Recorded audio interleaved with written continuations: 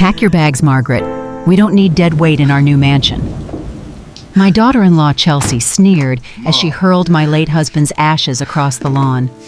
I watched the urn shatter 20 years of memories scattering in the Georgia wind.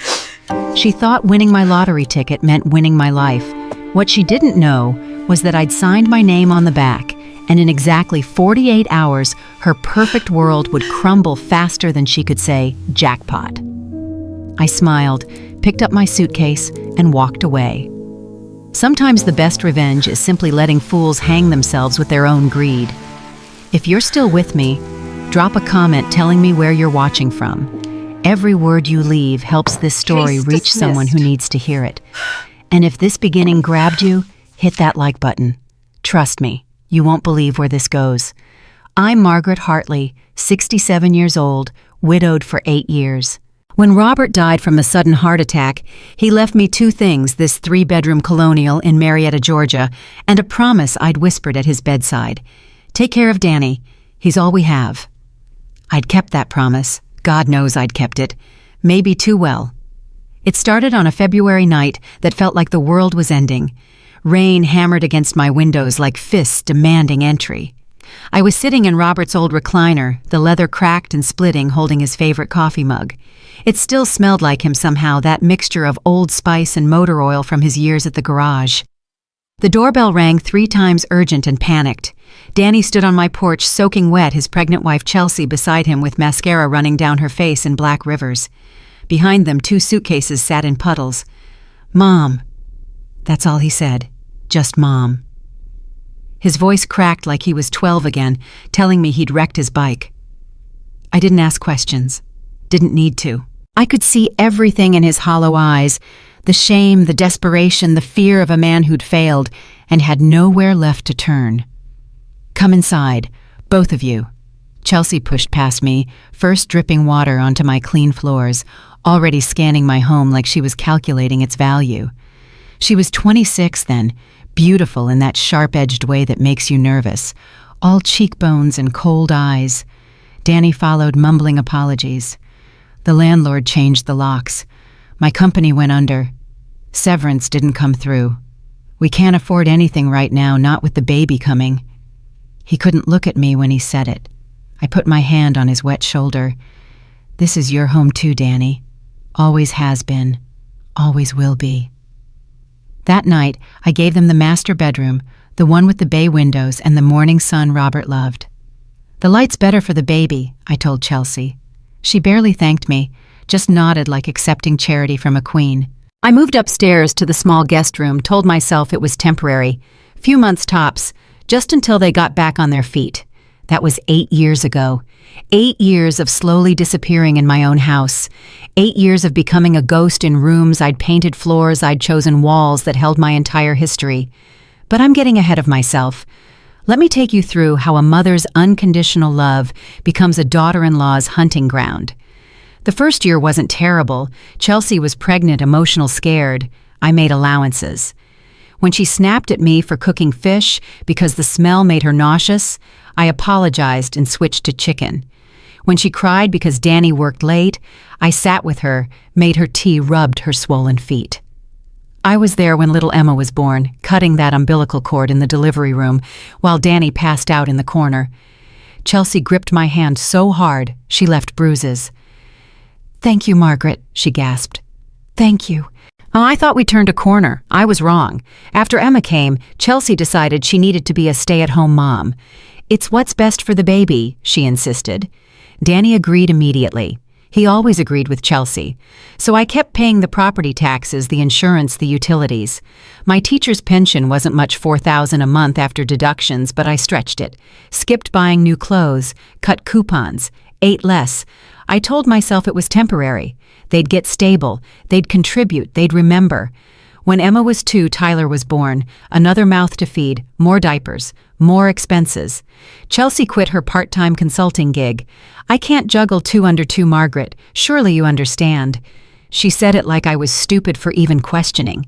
Danny bounced between jobs, 6 months here, 8 months there.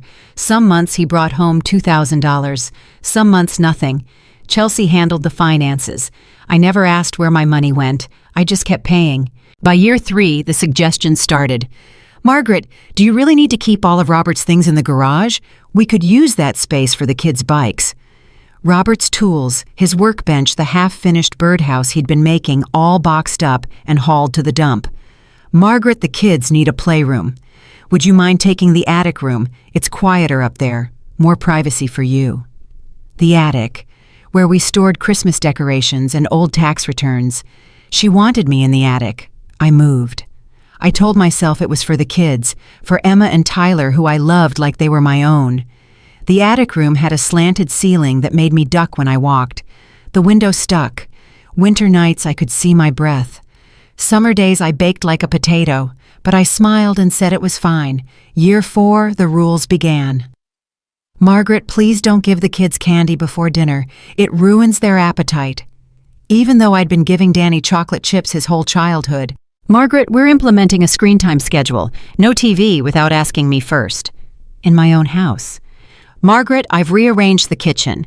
This cabinet is for kids' snacks. That one's for Danny's protein bars. Your tea and coffee can go on that top shelf. I needed a step stool to reach my own coffee.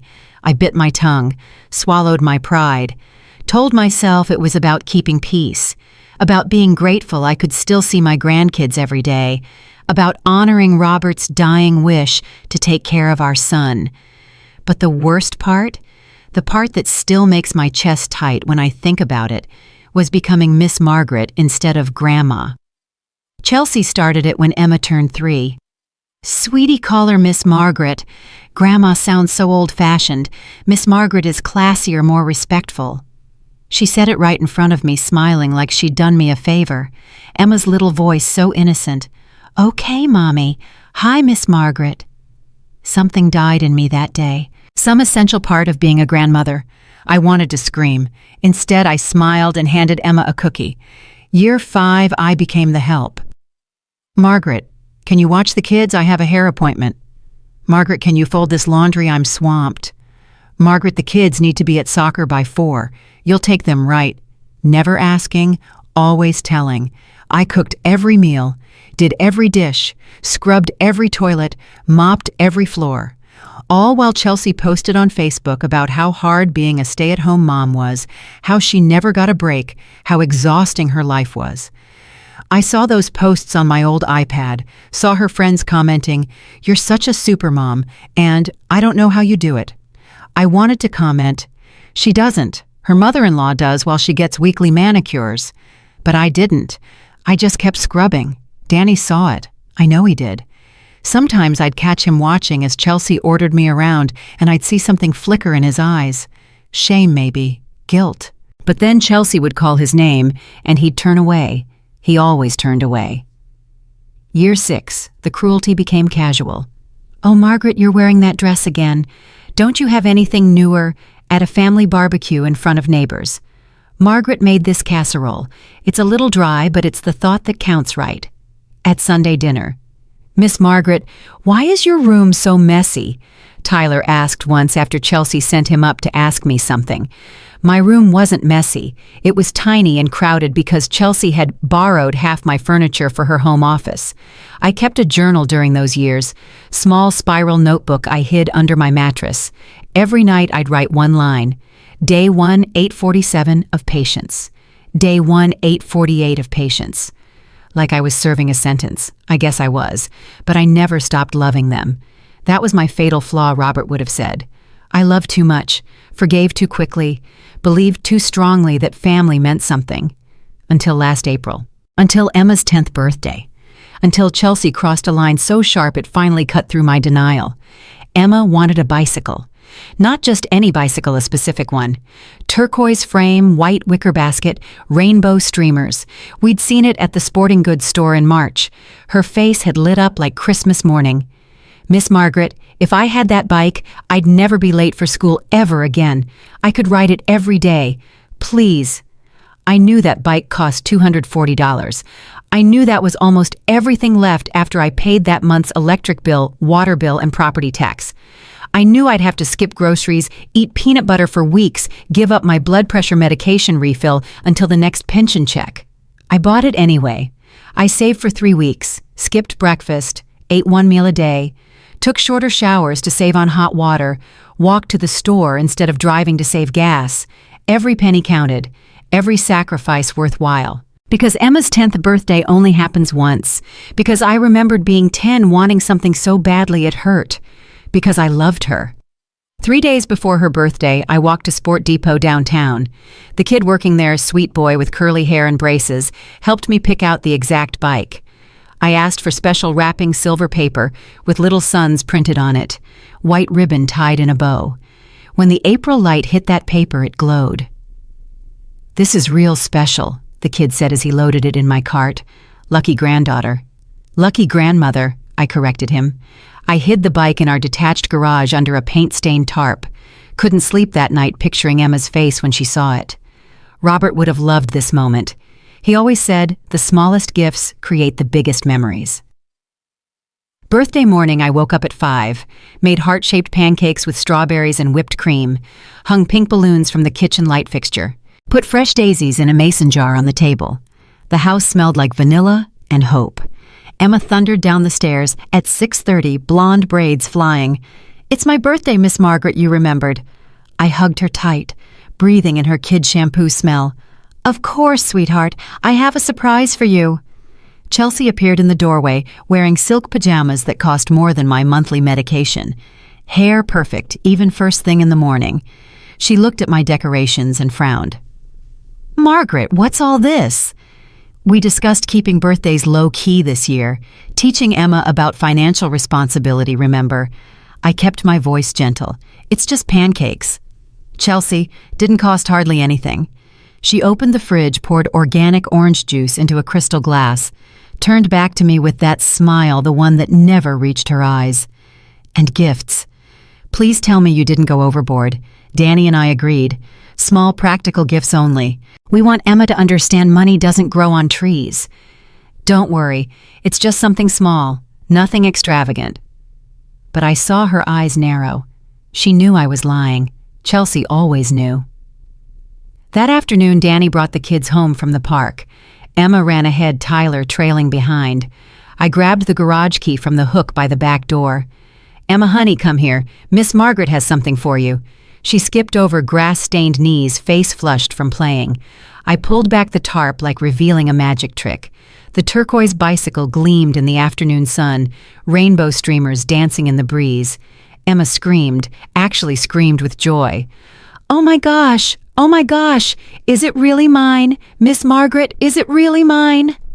I nodded, eyes burning. "Happy birthday, Angel."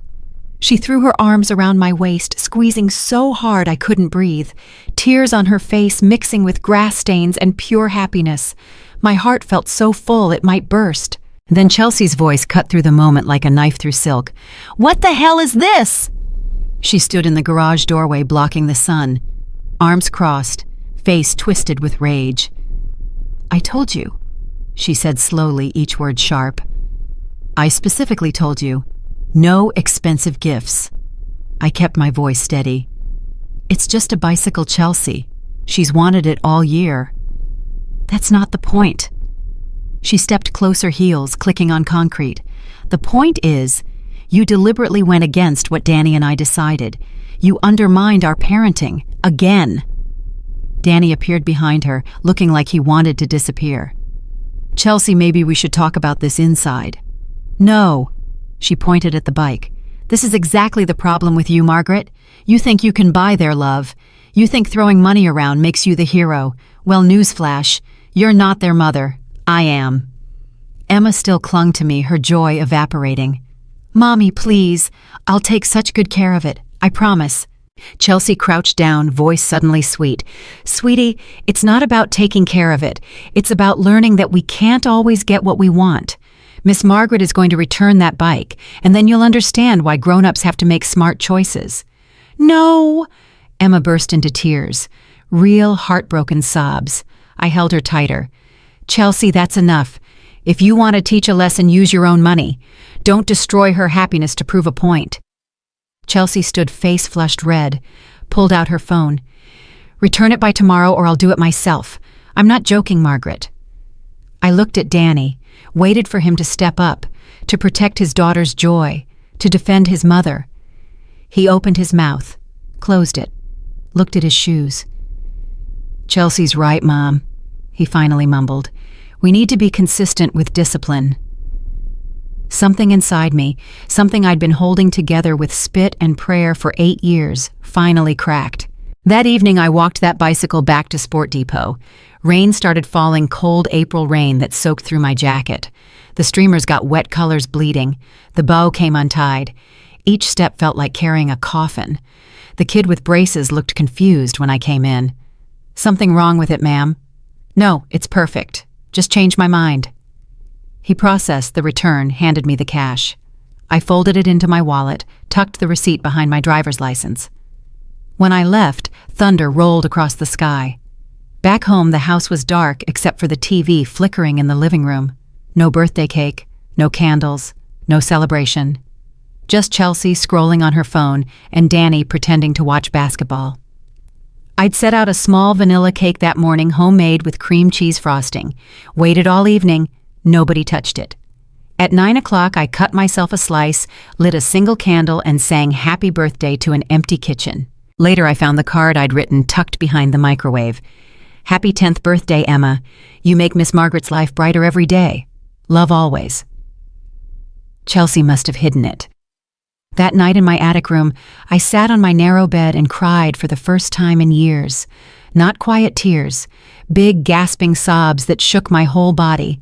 I cried for Emma's disappointed face, for Robert not being there to fix this, for 8 years of swallowing my dignity, for becoming invisible in my own life. When I finally stopped, it was past midnight. I washed my face in the tiny bathroom sink, looked at myself in the spotted mirror. Gray hair, wrinkles, tired eyes, an old woman who'd let herself become a doormat.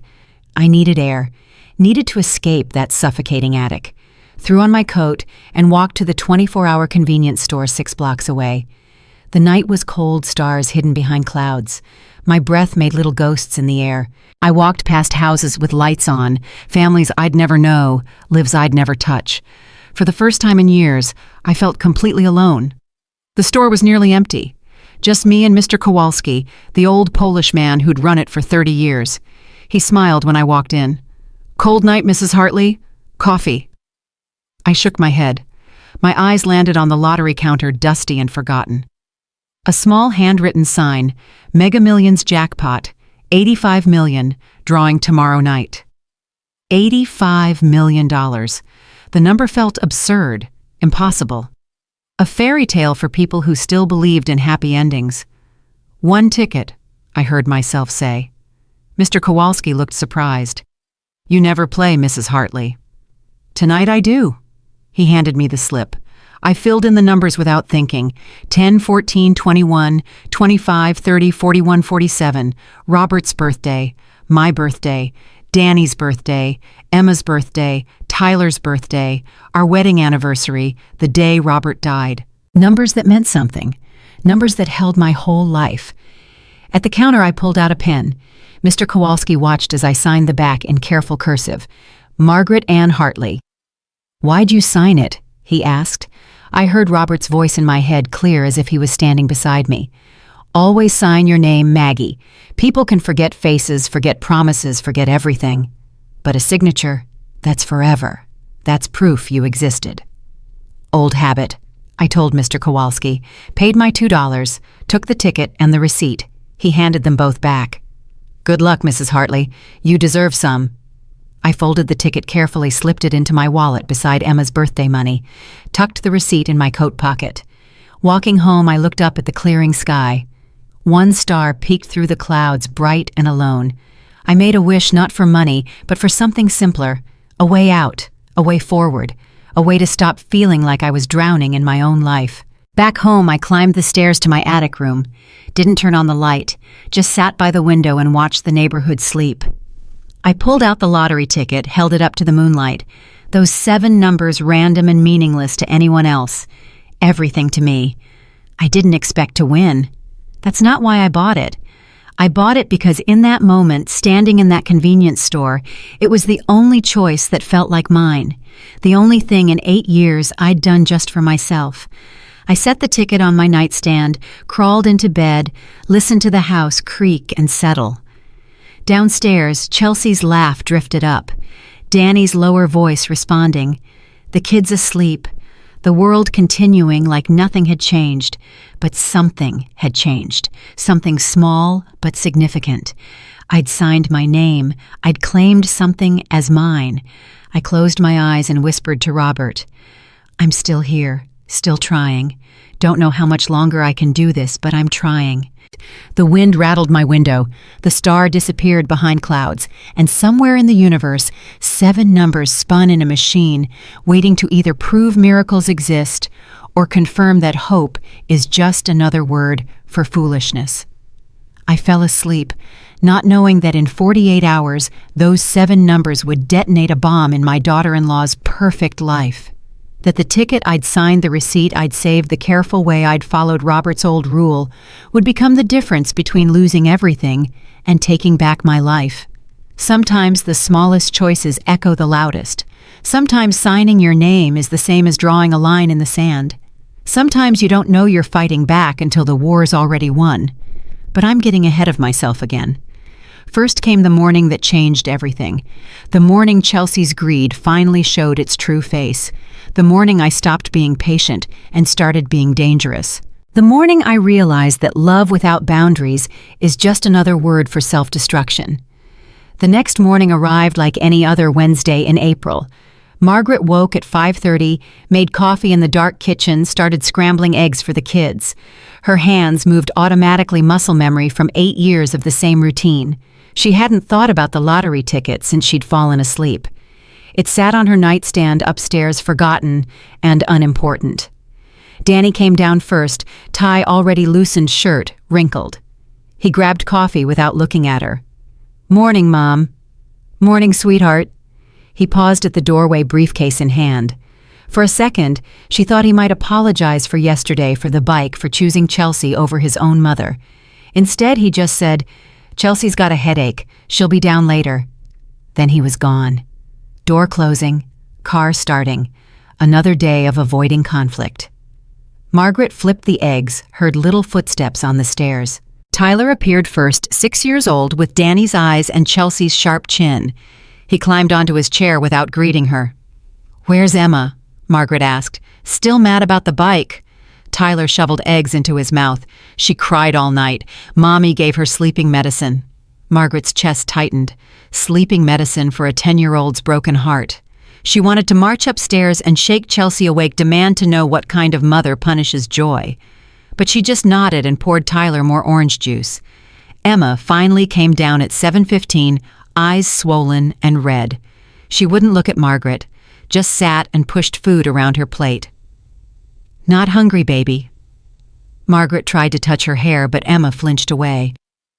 "Mommy said you took back my present because you didn't really love me.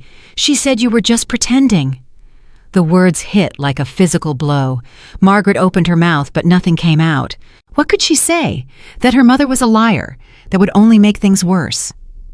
"That's not true, Emma. I love you more than anything. Then why'd you take it back?" Before Margaret could answer, Chelsea swept into the kitchen, wearing yoga pants and a tight tank top, phone already pressed to her ear. She grabbed a green smoothie from the fridge, the expensive kind Margaret couldn't afford, but Chelsea ordered by the case. Yes. The Riverside property. We're very interested." Chelsea covered the phone, snapped her fingers at Margaret. "Kids need to be at school in 10 minutes. You're driving." Not a question, a command.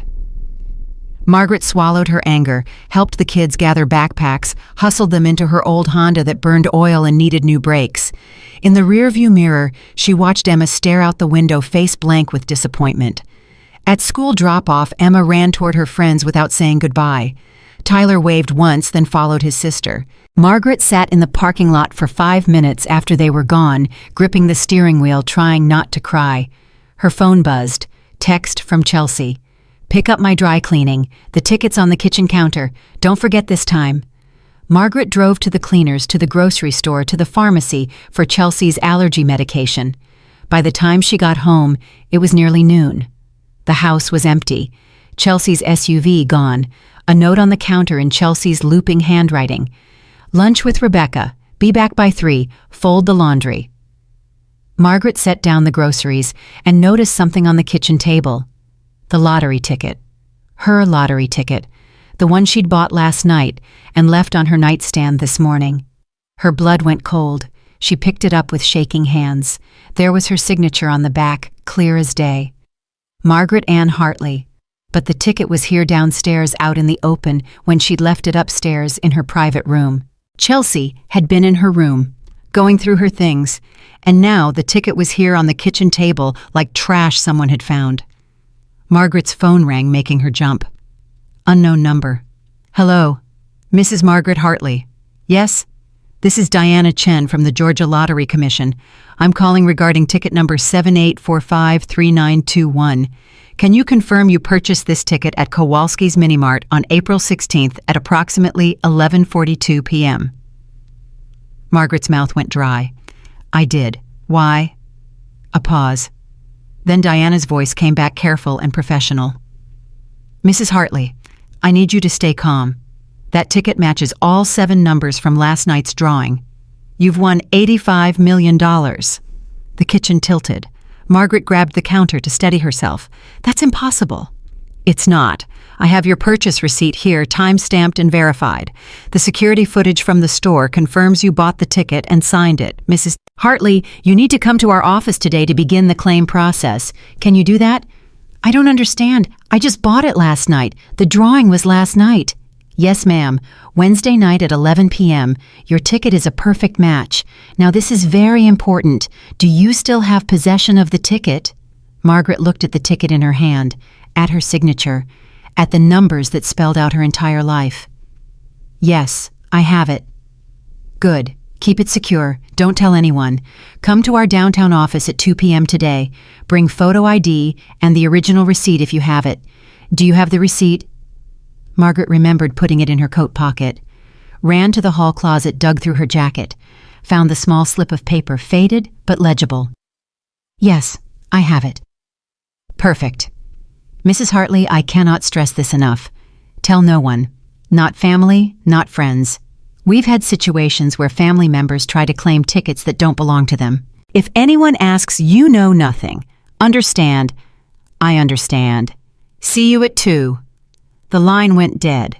Margaret stood in her hallway, ticket in one hand, receipt in the other, brain unable to process what she'd just heard. $85 million. Her numbers, her signature, her ticket. She looked at the clock. 12:15. Chelsea would be home at 3. The lottery office appointment was at 2. She had 45 minutes to get downtown, claim her winnings, and get back before Chelsea noticed she was gone. No. Wait. Think this through. Margaret sat at the kitchen table, forced herself to breathe slowly.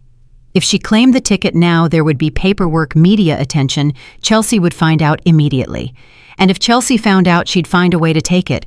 She always found a way to take everything. But Diana had said something important. Family members trying to claim tickets that don't belong to them. Margaret looked at the ticket again, at her signature on the back. Proof of ownership. Legal proof. Chelsea didn't know Margaret had signed it. Chelsea had found it this morning on the nightstand, seen the numbers, probably checked them online, discovered it was a winner. That's why it was down here. Chelsea was planning to claim it herself.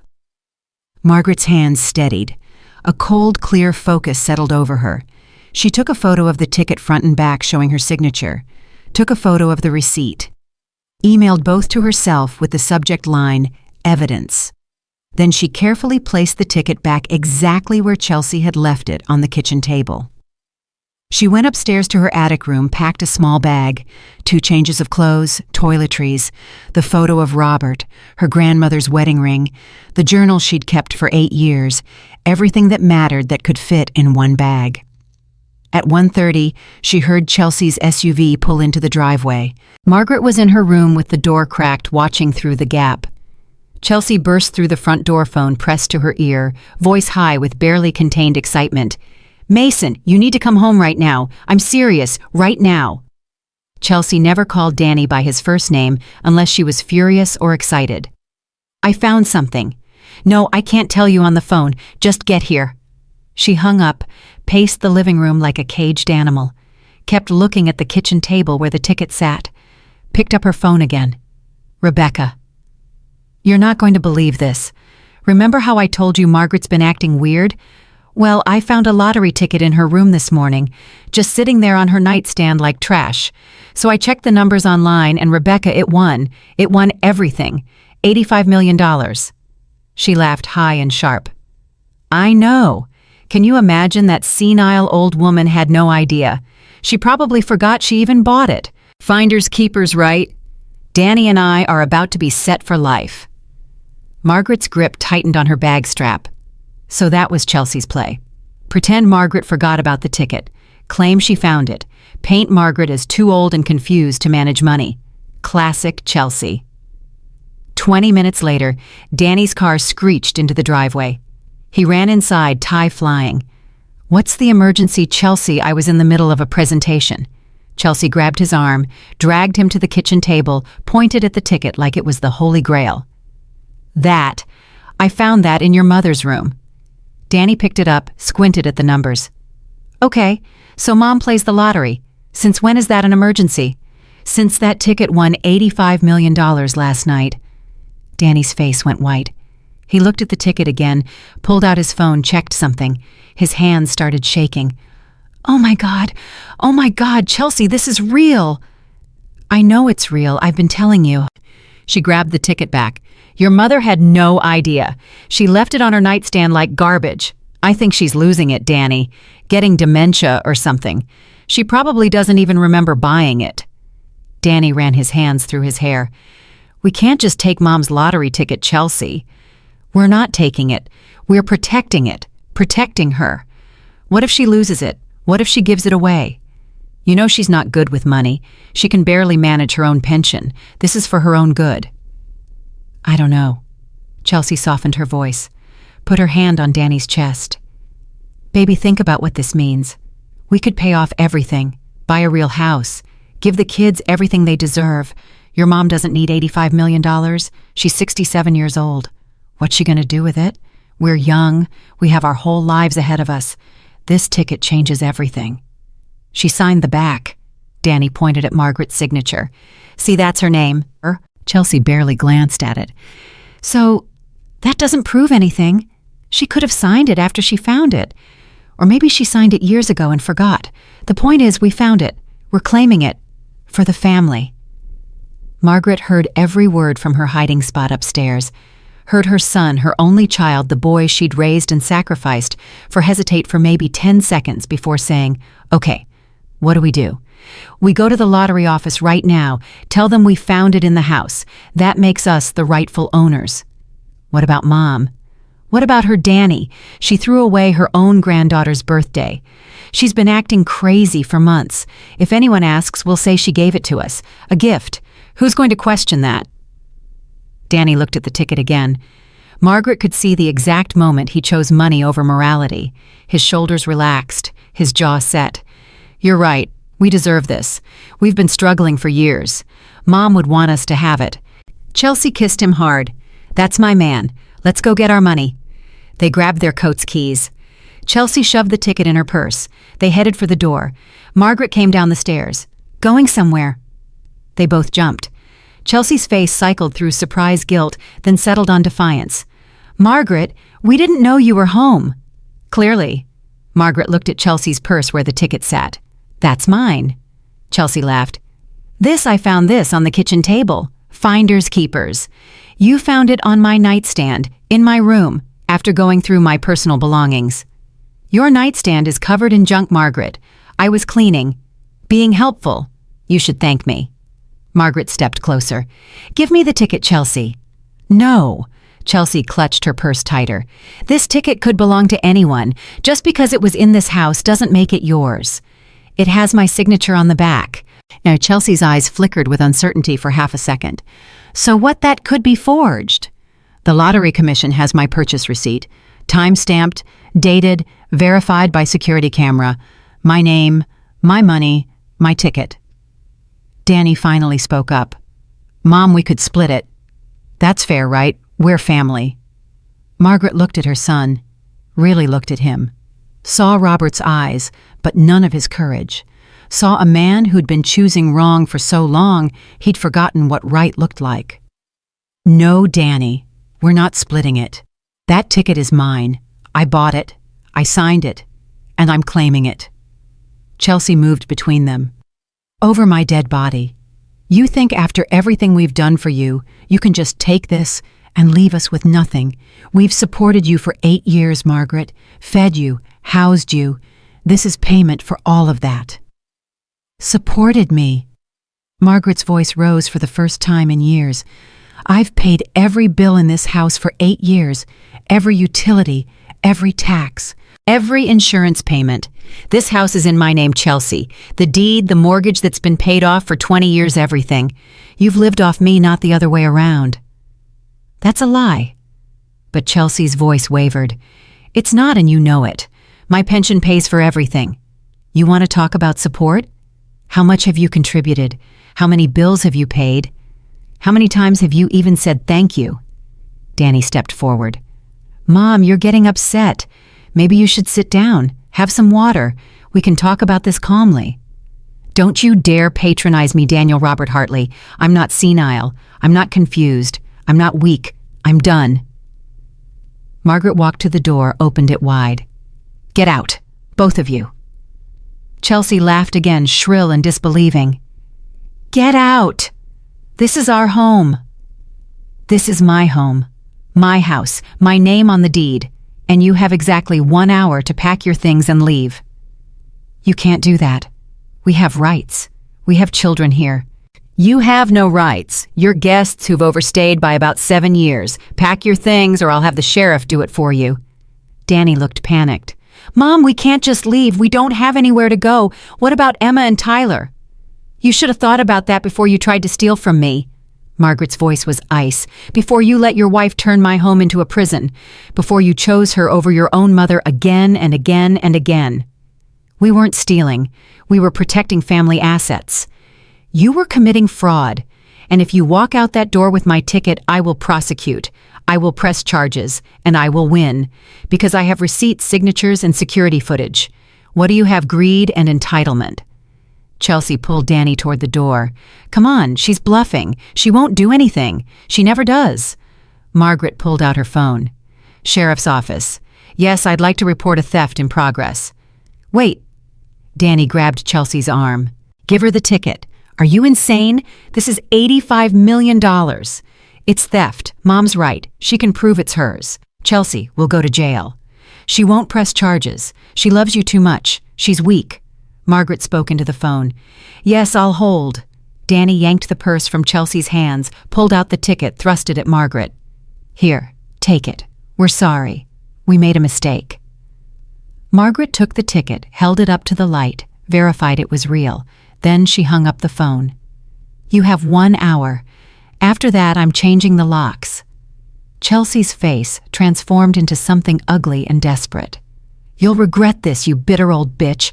You'll die alone. No family. No one to care when you're rotting in some nursing home. That ticket is the only thing making you worth anything. Get out. You should have died instead of Robert. At least he was useful. Danny grabbed Chelsea's arm. Stop.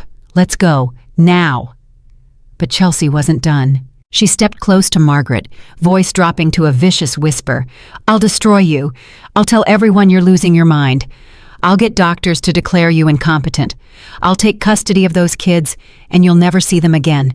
That ticket will be mine, and you'll have nothing, just like you deserve. Margaret met her eyes without flinching. Did you read the name on the back of the ticket? Chelsea froze. What? The signature, the name on the back. Did you actually read it? Of course I did. It says Margaret Hartley. Margaret Ann Hartley. Full legal name, notarized signature, matching my driver's license and the purchase receipt. Good luck forging that in court. Understanding dawned in Chelsea's eyes. Her face went from red to white. You knew. This morning you knew I took it. I knew. Why didn't you say anything? Margaret smiled, sad and tired. I wanted to see if my son would choose right, if you would show an ounce of decency. Looks like I got my answer. She opened the door wider. 59 minutes. Danny pulled Chelsea outside. Margaret closed the door locked. It leaned against it until her knees stopped shaking. Then she called the lottery commission back. Diana, this is Margaret Hartley. I'd like to move my appointment up if possible. Something's come up. How soon can I get there? I can fit you in at 3:30, but Mrs. Hartley, is everything okay? You sound shaken. Everything's fine now. I'll be there at 3:30. Margaret packed the rest of her things, loaded them into her car, took one last look at the house she'd lived in for 40 years, the house Robert had bought her, the rooms where she'd raised Danny, the kitchen where she'd cooked 10,000 meals, the attic room where she'd been exiled. She felt nothing. No nostalgia, no grief, just relief. At 3:15, she backed out of the driveway, saw Chelsea through the front window screaming into her phone, saw Danny sitting on the couch with his head in his hands, saw the life she was leaving behind. She drove downtown to the Lottery Commission building, a sleek glass structure that looked like it had been designed by someone who'd never struggled a day in their life. Diana Chen met her in the lobby, petite and professional, with kind eyes. Mrs. Hartley, come with me. They went to a private room. Diana verified the ticket, the signature, the receipt, took photos, made copies, asked 100 questions. Are you aware you can remain anonymous in Georgia? Yes. Do you want that? Absolutely. Smart. Most winners don't. They want the attention. Then their lives fall apart. Diana stamped a form, slid it across the table. Sign here, and here, initial here. Margaret signed everywhere, her hand steady now. You can take the lump sum or annual payments. I recommend the lump sum, $51 million after taxes. Lump sum. It'll be in your account within 72 hours. Do you have a lawyer? Financial advisor? Not yet. Diana handed her a card. Call this man, Peter Morrison. He specializes in sudden wealth management. Tell him I sent you. He'll help you protect your assets. Thank you. One more thing. Diana's voice dropped. Has anyone tried to claim this ticket besides you? Margaret hesitated. My daughter-in-law found it this morning, tried to say it was hers. Did she sign the back? No, just my signature. Then she has no case, but I'd recommend getting ahead of this. If she tries to file a claim, it'll get messy. Document everything. Times, dates, conversations. And don't give her any money. Not a penny. The second you do, she'll say you admitted it was hers. I won't, Diana smiled. You're going to be fine, Mrs. Hartley. Most people in your situation crumble. You're made of sterner stuff. Margaret left the building as the sun started setting, painting Atlanta's skyline in shades of orange and gold. $51 million. More money than she could comprehend. More than she'd ever need or want. She drove to a cheap motel off Highway 75, paid cash for a room, locked herself inside, sat on the scratchy bedspread, and stared at the water-stained ceiling. Her phone started ringing. Danny. She declined. Rang again. Chelsea. Declined. Text messages flooded in. Mom, please call me. We need to talk. I'm sorry. We made a mistake. Chelsea's just stressed. She didn't mean those things. The kids are crying. They want to know where you are. That one hurt. Emma and Tyler. She'd left without saying goodbye. But she couldn't go back. Not now. Not while Chelsea was still there poisoning everything. Margaret turned off her phone, lay down on the bed, closed her eyes, waited for guilt to come, waited for regret. Instead, she felt something she hadn't felt in 8 years. Peace. A knock on the door woke her. Margaret jolted up, heart pounding. The clock said 9 p.m. She'd fallen asleep. Mrs. Hartley, it's Peter Morrison. Diana Chen gave me your location. Can we talk? Margaret opened the door a crack. A man in his 50s stood there, gray suit, tired eyes. How did you find me? Diana was worried. She asked me to check on you. I'm not here to pressure you. Just want to make sure you're safe. Margaret let him in. Peter sat in the room's one chair, pulled out a folder. Diana filled me in. Family trying to steal your ticket? Is that accurate? Yes. Have they threatened you? Margaret thought about Chelsea's words, about dying alone and rotting in a nursing home. Yes. Have you been physically harmed? No. Good. Here's what we're going to do. First, you're getting out of this motel tonight. I have a secure apartment downtown, clean, safe, anonymous. You'll stay there while we set up your accounts and legal protections. Second, we're filing a restraining order against your daughter-in-law. If she comes near you, makes contact, or attempts to access your finances, she goes to jail. Third, we're setting up a trust for your grandchildren. Money they can access at 18 for education. Nothing before nothing their parents can touch. You want that? Yes. Fourth, we're locking down your identity. New phone number, new email, new bank accounts. Your daughter-in-law seems like the type to try fraud. We're going to make it impossible. How much does this cost? Peter smiled. My fee is 2% of your winnings, one-time payment. After that, I work for you until you don't need me anymore. Deal. Margaret shook his hand. Deal. 2 hours later, she was in a furnished apartment on the 16th floor of a building with a doorman and security cameras. Clean white walls, soft gray couch, windows overlooking the city. Peter had even stocked the fridge. Get some sleep. Tomorrow we meet with the lawyer. Day after we set up the trust. Then you decide what you want to do with your life. After he left, Margaret stood at the window looking down at Atlanta's glittering lights. Somewhere out there, Chelsea was probably still screaming. Danny was probably still trying to figure out how to fix this. Emma and Tyler were probably scared and confused. She'd call them tomorrow. Not Chelsea or Danny, just the kids. Let them know Grandma was okay, that she loved them, that this wasn't their fault. Her new phone buzzed. Unknown number. Against her better judgment, she answered. Mom? Danny's voice choked and desperate. Please, Chelsea's losing it. She's saying she's going to sue you, going to claim you're mentally incompetent. She already called 3 lawyers. Let her try. Mom, please, think about the kids. I am thinking about the kids. That's why I'm setting up a trust for them. They'll have everything they need, college paid for, money for their futures, but their parents won't touch a penny. We need help now. We have credit card debt. The SUV payment is due. Chelsea spent money we don't have because she thought we were getting that ticket. That's not my problem, Danny. How can you say that I'm your son? Margaret's voice stayed calm.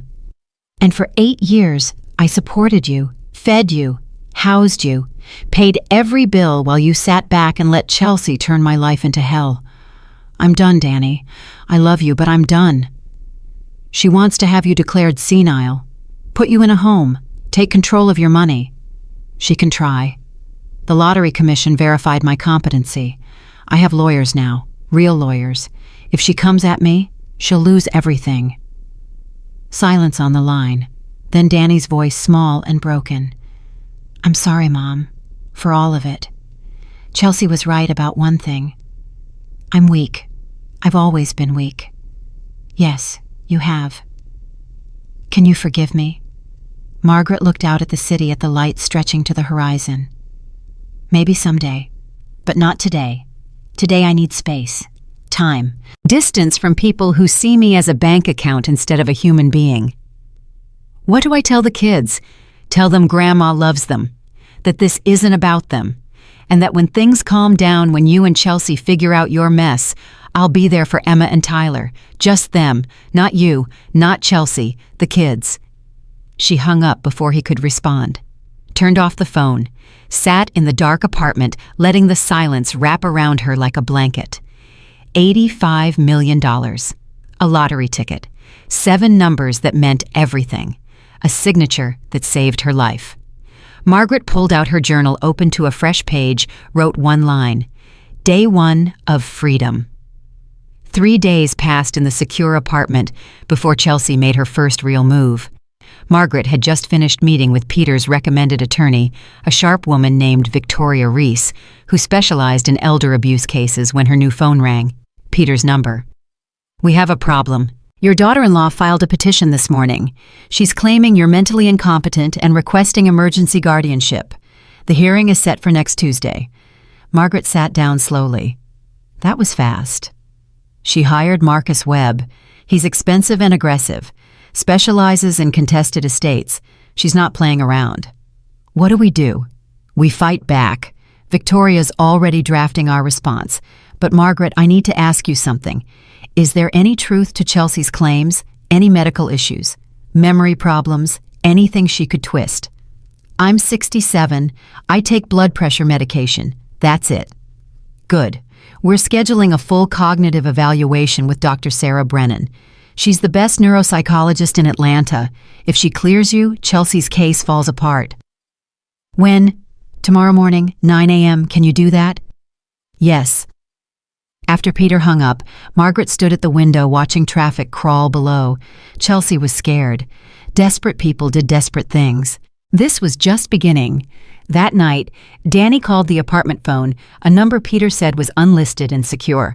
Margaret had no idea how he'd gotten it. Mom, please drop this. Chelsea's going crazy. She maxed out our credit cards hiring lawyers. We're drowning. Then tell her to drop the guardianship petition. She won't. She thinks if she can prove you're incompetent, the court will give her control of everything. The ticket money, the house, all of it. She's wrong. Mom, she showed the lawyers photos, pictures of your attic room, how messy it was.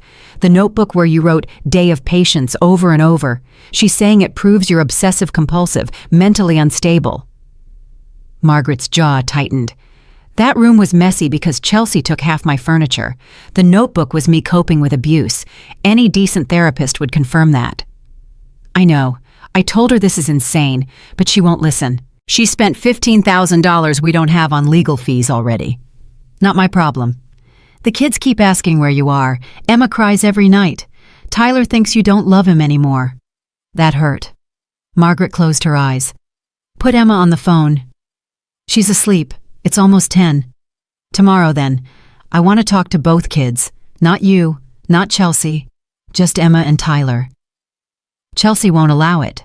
Chelsea doesn't get to decide. I'm their grandmother. If she keeps me from them, I'll add parental alienation to the restraining order. Silence. Then Danny's voice dropped to a whisper. Mom, Chelsea's talking about going to the media, doing interviews, painting you as a rich old woman who abandoned her family. She's got a sob story ready. Poor young mother, 2 kids thrown out by a lottery winner. Let her. The truth will come out. Will it? You know how these things work. She's young and pretty. You're older. People will believe her. Then I'll release the receipts. 8 years of utility bills, tax payments, insurance premiums, all in my name, all paid from my account, plus statements from neighbors who watched me get treated like a servant. Let Chelsea explain that on TV. Danny was quiet for a long moment. You've changed. No, I've stopped pretending. What happened to the mom who always forgave everything? She died. Around the same time, her son chose a thief over his own mother. Margaret hung up before he could respond. Her hands were shaking. She poured herself water, sat on the couch, tried to breathe slowly. The next morning, Dr. Brennan's office was all warm lighting and comfortable chairs designed to make people feel safe. Dr. Brennan herself was younger than Margaret expected, maybe 40, with kind eyes behind wire-rimmed glasses. Mrs. Hartley, I'm going to ask you a series of questions and have you complete some tasks. There are no wrong answers. Just answer honestly. Okay. Okay. For 3 hours, Margaret answered questions about current events, solved puzzles, recalled word lists, drew shapes from memory. Dr. Brennan tested everything: memory reasoning, judgment, spatial awareness. By the end, Margaret's head ached. How did I do? Dr. Brennan smiled. You scored in the 92nd percentile for your age group. Your memory is excellent, reasoning skills exceptional. 0 signs of dementia, cognitive decline, or mental incompetence. Frankly, you're sharper than most people half your age. So Chelsea's claim is baseless. Completely. I'll have my report ready by Friday. It'll state unequivocally that you possess full mental capacity to manage your own affairs. Relief flooded through Margaret. Thank you. Can I ask you something off the record? Dr. Brennan set down her pen. The intake form mentioned family conflict. Want to talk about it? Margaret found herself spilling everything. 8 years of abuse, Chelsea's cruelty, Danny's weakness, the stolen ticket, the guardianship petition. Dr. Brennan listened without interrupting. What you're describing is classic financial and emotional elder abuse, the gaslighting, isolation, exploitation. Your daughter-in-law was systematically breaking you down to maintain control. I let her. You survived her. That's different. Dr. Brennan leaned forward. Margaret, you're not weak. You endured an impossible situation with grace, but now you need to protect yourself legally and emotionally. Don't let guilt pull you back into that dynamic. What about my grandchildren? Love them from a distance until their parents sort themselves out. You can't save everyone. Sometimes you have to save yourself first. Margaret left the office feeling lighter. Peter called as she was getting into her car. Good news! Dr. Brennan's preliminary report is excellent. Better news. I found something interesting. Want to guess how much equity you have in that house? It's paid off. So whatever it's worth now. $480,000. And guess whose name is solely on the deed? Mine. Correct. Chelsea has no legal claim to it. None. She's not on the deed, not on any previous mortgage documents, nothing. If you wanted to, you could evict them today. Margaret's heart raced. Could I really? Absolutely. You gave them verbal permission to stay. You can revoke that permission any time. With 30 days' notice, they're out. What if they refuse to leave? Sheriff removes them. It's your property. You have absolute authority. Margaret thought about Emma and Tyler, about their school, their friends, their stability. I don't want to traumatize the kids. Then we negotiate. You offer Danny a deal. He drops any support for Chelsea's guardianship petition, finds his own place, and we don't push for back rent or damages. If he refuses, we file eviction. Do it. Peter called Danny directly that afternoon with Margaret listening on speakerphone. Mr. Hartley, this is Peter Morrison, your mother's attorney. I'm calling to inform you that Mrs. Margaret Hartley is formally revoking your permission to reside at her property. You have 30 days to vacate. Danny's voice cracked. You can't do that. We have kids. We have nowhere to go. You've had 8 years to find your own housing. Your mother has been more than generous. This is Chelsea's doing. She's the one who filed the petition, not me. Are you willing to testify against your wife in the guardianship hearing? Long silence. I can't do that. Then you're complicit. 30 days, Mr. Hartley. If you're not out by May 15th, the sheriff will remove you. Wait, please. Can we talk to Mom, work something out? Peter looked at Margaret. She shook her head. Mrs. Hartley has no interest in negotiating. You had your chance. You chose wrong. Peter hung up. Margaret sat back feeling sick and relieved all at once. Did I just make my grandchildren homeless?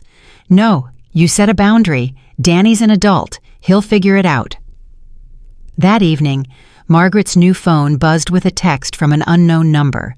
She almost deleted it, then saw the message. Grandma? It's Emma. Dad gave me this number.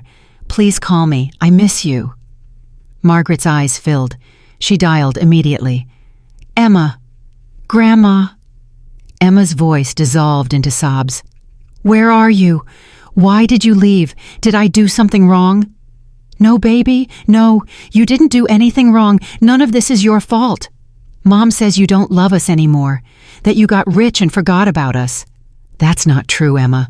I love you more than anything in this world. Then come home, please. I need you. Tyler needs you. Margaret closed her eyes, tears sliding down her cheeks. I can't come home right now, sweetheart. Not while things are so complicated with your parents. I don't understand. What's complicated? You won money. That's good, right? We should be happy. How could she explain to a 10-year-old that her mother tried to steal, that her father chose wrong, that sometimes love isn't enough? Emma, sometimes grown-ups make mistakes, big mistakes. And when that happens, other grown-ups need space to figure things out. Is this about the bike? Because I don't care about the bike anymore. I just want you to come back. Margaret's heart shattered. It's not about the bike, Angel. It's about a lot of things. But I promise you, no matter what happens, I will always be your grandma. Always. Dad says we have to move, that you're kicking us out. I would never kick you out, Emma. This is about your parents, not you. Where will we go? Your dad will find a place. Somewhere good. I don't want to leave. This is our house. All my friends are here. I know, baby. I'm sorry. I'm so sorry. Emma's voice hardened. I hate you. You're mean. Mom was right about you. The line went dead. Margaret sat staring at the phone, Emma's words echoing. The child she'd raised read bedtime stories to bandaged, scraped knees for now hated her. Chelsea had won that battle. Margaret cried for the first time since leaving. Not quiet tears, deep, wrenching sobs that came from somewhere dark and hollow. She'd saved herself, but lost her grandchildren. Was it worth it? Was any amount of money worth this? The apartment door opened. Peter let himself in with the spare key she'd given him for emergencies. He took one look at her and sat down. What happened? Margaret told him about Emma's call, about the hatred in her voice, about feeling like she'd destroyed everything for money she didn't even want. Peter handed her tissues, waited until she'd cried herself out. You didn't destroy anything. Chelsea did. Danny did.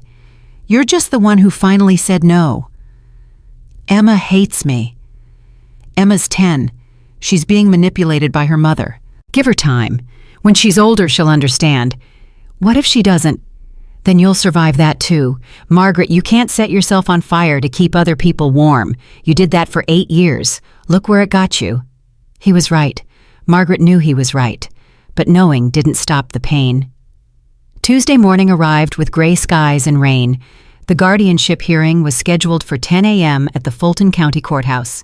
Victoria Reese met Margaret in the lobby, looking sharp in a navy suit. Ready? No. Good. Nervous is good. Shows you care. Just answer the questions honestly. Don't let Marcus Webb rattle you. He'll try. They entered the courtroom.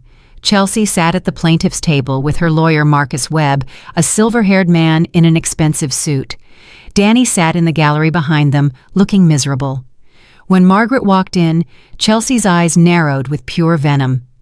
Judge Patricia Morrison, no relation to Peter, took the bench. She was black mid-50s, with an expression that said she'd heard every lie and seen every scheme.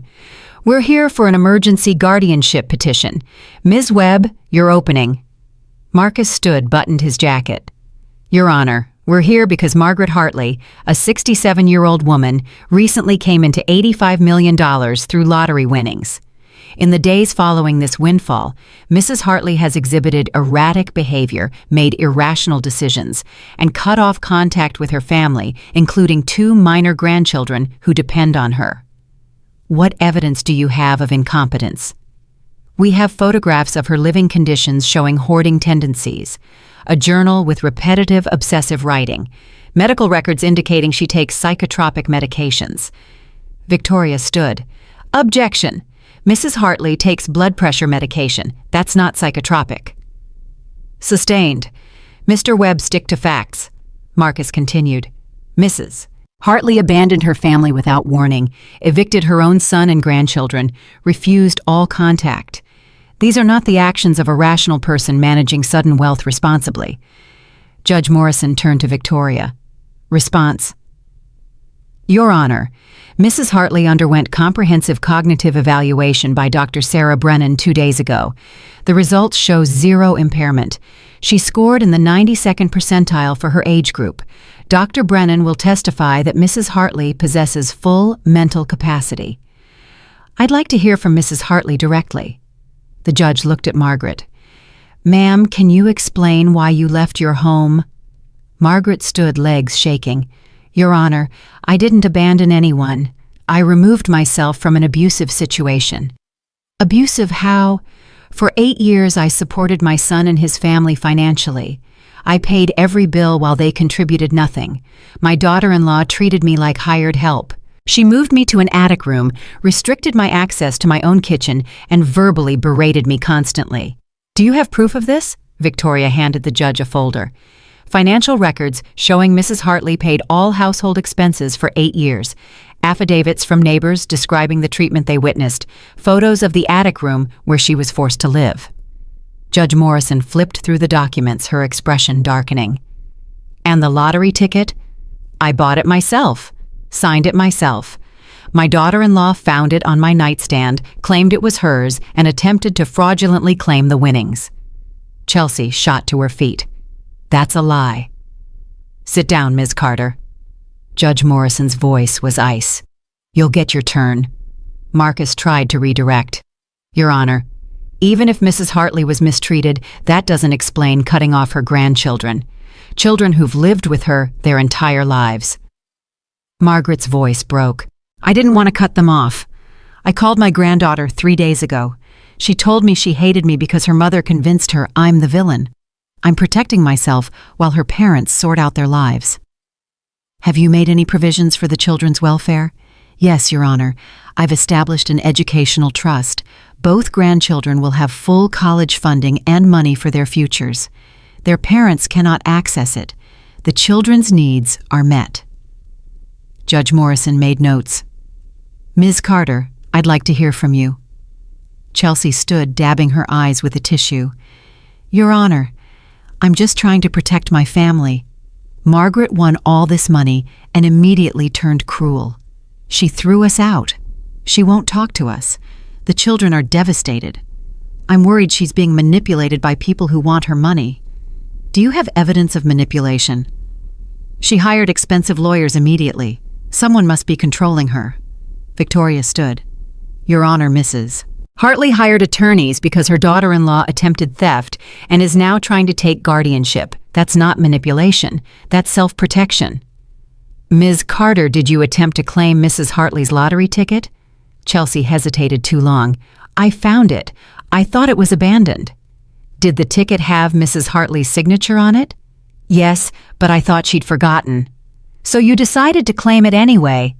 Chelsea's lawyer jumped in. Your Honor, my client made an error in judgment under stress. Your client attempted fraud. Judge Morrison closed the folder. I've heard enough. Dr. Brennan, please approach. Dr. Brennan took the witness stand, swore and delivered her findings. Margaret was completely competent, sharp, articulate. No signs of any cognitive impairment whatsoever. Marcus tried to shake her testimony. But isn't it true that sudden wealth can trigger mental health crises? It can cause stress. It doesn't cause incompetence. Mrs. Hartley is handling her situation rationally. She hired appropriate professionals, protected her assets, and set boundaries with people who exploited her. That's textbook good judgment. After 20 more minutes of testimony, Judge Morrison called for closing statements. Marcus tried one last time. Your Honor, all we're asking is for someone to ensure Mrs. Hartley doesn't squander her winnings or fall victim to scammers. Victoria countered. Your Honor, what they're really asking is for the court to reward Ms. Carter's attempted theft by giving her control of money she tried to steal. Mrs. Hartley is fully competent. This petition is baseless and retaliatory. Judge Morrison didn't even deliberate. I'm denying the petition for emergency guardianship. Mrs. Hartley has demonstrated clear mental capacity. Furthermore, I'm troubled by the evidence of exploitation. Ms. Carter, if you attempt any further legal action against Mrs. Hartley, without legitimate grounds, I will sanction you for harassment. Chelsea's face went white. But Your Honor, we're done here. The judge banged her gavel. Case dismissed. Victoria squeezed Margaret's hand. We won. Margaret nodded but couldn't speak. She watched Chelsea storm out of the courtroom, Marcus trailing behind. Danny approached slowly. Mom, can we talk? No. Please, 5 minutes. Margaret looked at Victoria, who nodded. They stepped into the hallway. Danny's eyes were red-rimmed. I'm sorry. For everything. You were right about Chelsea. About me. I've been weak. Yes. I'm leaving her. Filed for separation yesterday. She doesn't know yet. Margaret's heart jumped. What about the kids? Shared custody. I found an apartment near their school. Small but decent. Emma and Tyler will stay with me 3 nights a week. Chelsea, 4 nights. Can you afford that? Danny looked at his shoes. I got my old job back. They're giving me a second chance. It'll be tight, but I'll manage. Without my money. Without your money, he agreed. Mom, I don't expect forgiveness. Don't expect anything. But I want you to know I see it now. What I let happen. What I didn't stop. And I'm sorry. Margaret studied her son. Saw Robert's face older and more worn. Saw the boy she'd raised somewhere under the defeated man. I need time, Danny. I understand. But the kids, can I see them? Anytime you want, I'll make sure of it. What about Chelsea? She doesn't get a say anymore. They're my kids too. Margaret nodded slowly.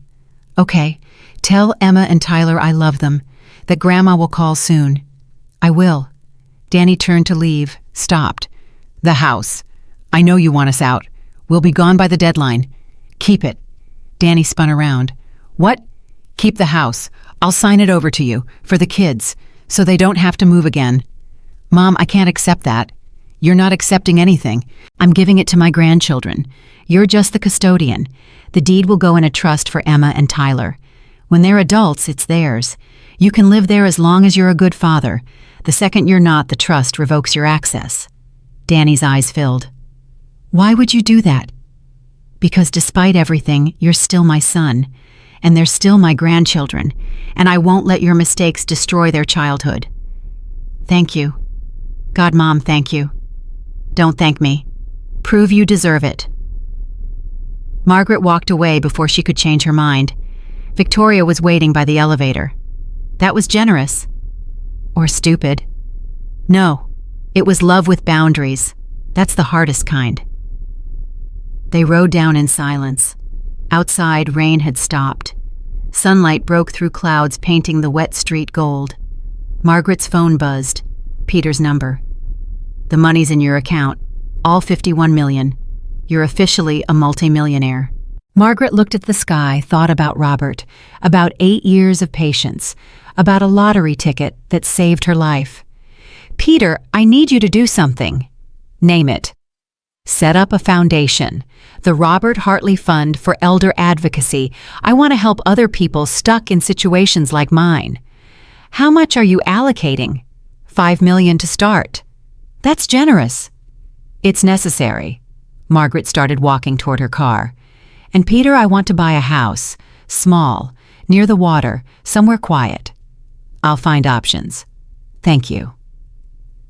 Margaret drove back to the apartment, sat in the car, watching the city move around her. Somewhere out there, Chelsea was probably raging. Danny was probably grieving. Emma and Tyler were probably confused. And she was here alone, free, terrified, and relieved all at once. Her phone rang. Unknown number. She almost didn't answer. Hello, Mrs. Hartley. This is Principal Stevens from Ridgemont Elementary. Emma Hartley's principal. Margaret's stomach dropped. Is she okay? She's fine physically, but she's in my office. She ran away from class. Says she needs to talk to her grandma. I have your son's permission to call you. Can you come? I'll be there in 20 minutes. Margaret drove faster than she should have, hands gripping the wheel. Ridgemont Elementary was across town, a brick building with a playground and a flag. She parked crookedly, ran inside. Principal Stevens met her in the lobby, a kind-faced woman in her 50s. She's in my office, won't talk to anyone but you. Margaret followed her down the hallway, heart hammering. Emma sat in a chair too big for her face, blotchy arms crossed. Emma. The girl looked up. For a second, Margaret saw hatred. Then it crumbled, and Emma launched herself into Margaret's arms, sobbing. I'm sorry. I'm sorry I said I hated you. I don't hate you. I love you. Please don't leave me. Margaret held her granddaughter, stroking her hair, whispering, I'm here. I'm right here. I'm not leaving. Mom said you didn't love us anymore, that you were mean. But then Dad said Mom was lying, that you were protecting yourself. I didn't know who to believe. Believe this. Margaret pulled back, looked Emma in the eyes. I will always love you, no matter what happens with your parents, no matter where anyone lives. You are my granddaughter, and nothing changes that. Can I still see you? Anytime you want. Your dad's going to make sure of it. Are you really rich now? Margaret smiled, despite the tears. Yes. Does that mean I can have the bike? Margaret laughed a real laugh. "Yes, baby. You can have the bike." Emma hugged her again. "Can we get ice cream?" Principal Stevens cleared her throat. "If it's okay with Mrs. Hartley, Emma can leave early today, given the circumstances." "Is that okay, Grandma?" Margaret looked at her granddaughter at Robert's eyes staring back at her at the future she'd fought so hard to protect. "Yes, let's get ice cream." They left the school together hand in hand. Margaret drove to the ice cream shop near the old house, the one with 50 flavors and outdoor tables. Emma got chocolate chip cookie dough. Margaret got vanilla. "Grandma, yes, are Mom and Dad getting divorced?" Margaret chose her words carefully. "They're having problems. Sometimes grown-ups need to live separately to figure things out. Is it my fault?" "No, Angel, none of this is your fault. Not the lottery, not me leaving, not your parents' problems. You're a child. You're supposed to be loved and protected, that's all." Emma ate her ice cream, swinging her legs. "Tyler thinks you're magic. He says you won the lottery because you're secretly a fairy godmother." Margaret smiled. "What do you think?" "I think you're just Grandma, and that's better than magic." They sat in the sunshine eating ice cream, not talking about Chelsea or Danny or money or any of it, just being together, being grandmother and granddaughter, being family in the simplest, truest way. When Margaret dropped Emma back at school, the girl hugged her hard. "Promise you'll call me. I promise. And visit, and visit, and love me forever, and love you forever." Emma ran back inside, turning once to wave. Margaret waved back, tears streaming down her face. Good tears this time. Healing tears. Driving back to the apartment, Margaret's phone rang. Peter again. "Found you a house. Seaside cottage in Tybee Island. 2 bedrooms, porch overlooking the water, completely private. Owner's motivated. We could close in 30 days. Buy it. Done." Margaret hung up, pulled over to the side of the road, and cried again. 8 years of pain releasing. 8 years of being small, making space for something bigger. 8 years of patience paying off in ways she'd never imagined. She thought about Robert, about his voice telling her to sign her name, about how one small choice, one signature, one moment of following through had saved her entire life. She pulled out her journal, opened to a fresh page, and wrote, "Day 4 of freedom. Emma doesn't hate me. Danny's trying. Chelsea's losing. And I'm still standing. Robert, if you can see this, know that I kept your promise. I took care of our son. But I also learned to take care of myself. Thank you for teaching me to sign my name. It saved me." Margaret closed the journal, started, the car drove toward her future. The city sparkled in the late afternoon sun. Somewhere ahead was a cottage by the sea. Somewhere behind was 8 years of pain. And here in this moment was a woman who'd learned the hardest lesson of all, that love without boundaries destroys the lover, that forgiveness without accountability enables the abuser, that sometimes the bravest thing you can do is save yourself. She turned on the radio. An old song played, one Robert used to sing. She sang along, voice cracking but strong, and drove toward the rest of her life. The song faded as Margaret pulled into the apartment parking garage. Her phone buzzed before she could turn off the ignition. Danny's number. "Mom, we have a situation. Chelsea found out about the separation papers. She's at the house right now, throwing my stuff into the yard." Margaret closed her eyes. "Call the police." "I can't. The kids are there, they're scared." "Where are you?" "At work. I can't leave for another hour. Mom, please. I know I don't deserve to ask, but can you go there just until I get home?" Every instinct screamed no. Going back to that house meant confronting Chelsea, meant walking into chaos, meant risking everything she'd fought to escape. "Please, Mom, for Emma and Tyler." Margaret started the car. "I'm on my way." 20 minutes later, she pulled up to the house that had been her prison for 8 years. The front yard looked like a tornado hit it. Danny's clothes scattered across the grass, his work boots in the driveway, a lamp broken on the sidewalk. Neighbors stood on their porches watching. Margaret got out slowly. Through the front window, she could see Chelsea pacing, phone pressed to her ear, gesturing wildly. Margaret walked up the porch steps, tried the door. Locked. She knocked. Hard. Chelsea yanked the door open, face red and swollen. "What the hell are you doing here?" Danny called, said the kids needed me. "The kids don't need you. They need their father to stop being a coward and their grandmother to stop ruining our lives." "Where are Emma and Tyler?" "Upstairs. And they're staying upstairs until that bastard comes home and explains why he's destroying this family." Margaret pushed past Chelsea into the house. It smelled the same, coffee and vanilla, but it felt different, smaller somehow, less powerful. "You can't just walk in here." "It's still my house, Chelsea. Legally, I can walk anywhere I want." Margaret climbed the stairs, found Emma and Tyler huddled together and Emma's room door locked. "It's Grandma. Open up." The lock clicked. Emma's tear-stained face appeared. "Grandma, Mom's losing it. She threw Dad's computer out the window." Margaret entered the room, shut the door behind her. Tyler sat on the bed, clutching his stuffed dinosaur. "Are you okay, baby boy?" He nodded, but his eyes were huge. "Is Mom going to jail?" "No, sweetheart, she's just very upset right now. Because Dad's leaving." Margaret sat between them. "Your parents are having grown-up problems. It's not your fault. Nothing that happens is because of you." Downstairs, glass shattered. Chelsea's voice rose to a shriek. "He left me for her, his own mother. This is sick." Emma grabbed Margaret's arm. "She keeps saying Dad chose you over her, that you poisoned him against her." "That's not true. I know. Dad told us what really happened, about the lottery ticket, about Mom trying to steal it." "He told you that?" Emma nodded. "Last night, after Mom went to bed, he said he was sorry for lying, that you were right about everything." More crashing sounds from downstairs. Margaret heard her name being screamed. "Stay here! Lock the door! Don't come out until I say!" Margaret went back downstairs. Chelsea had moved to the kitchen. Cabinet doors hung open. Dishes covered the floor. She held one of Robert's old coffee mugs, the one Margaret had kept all these years. "Put that down." Chelsea smiled cold and vicious. This ugly old thing, why does it mean something to you?" "It was Robert's." "Robert's dead, has been for years. Time to let go." Chelsea raised the mug above her head. "Don't. Or what you'll call your fancy lawyers.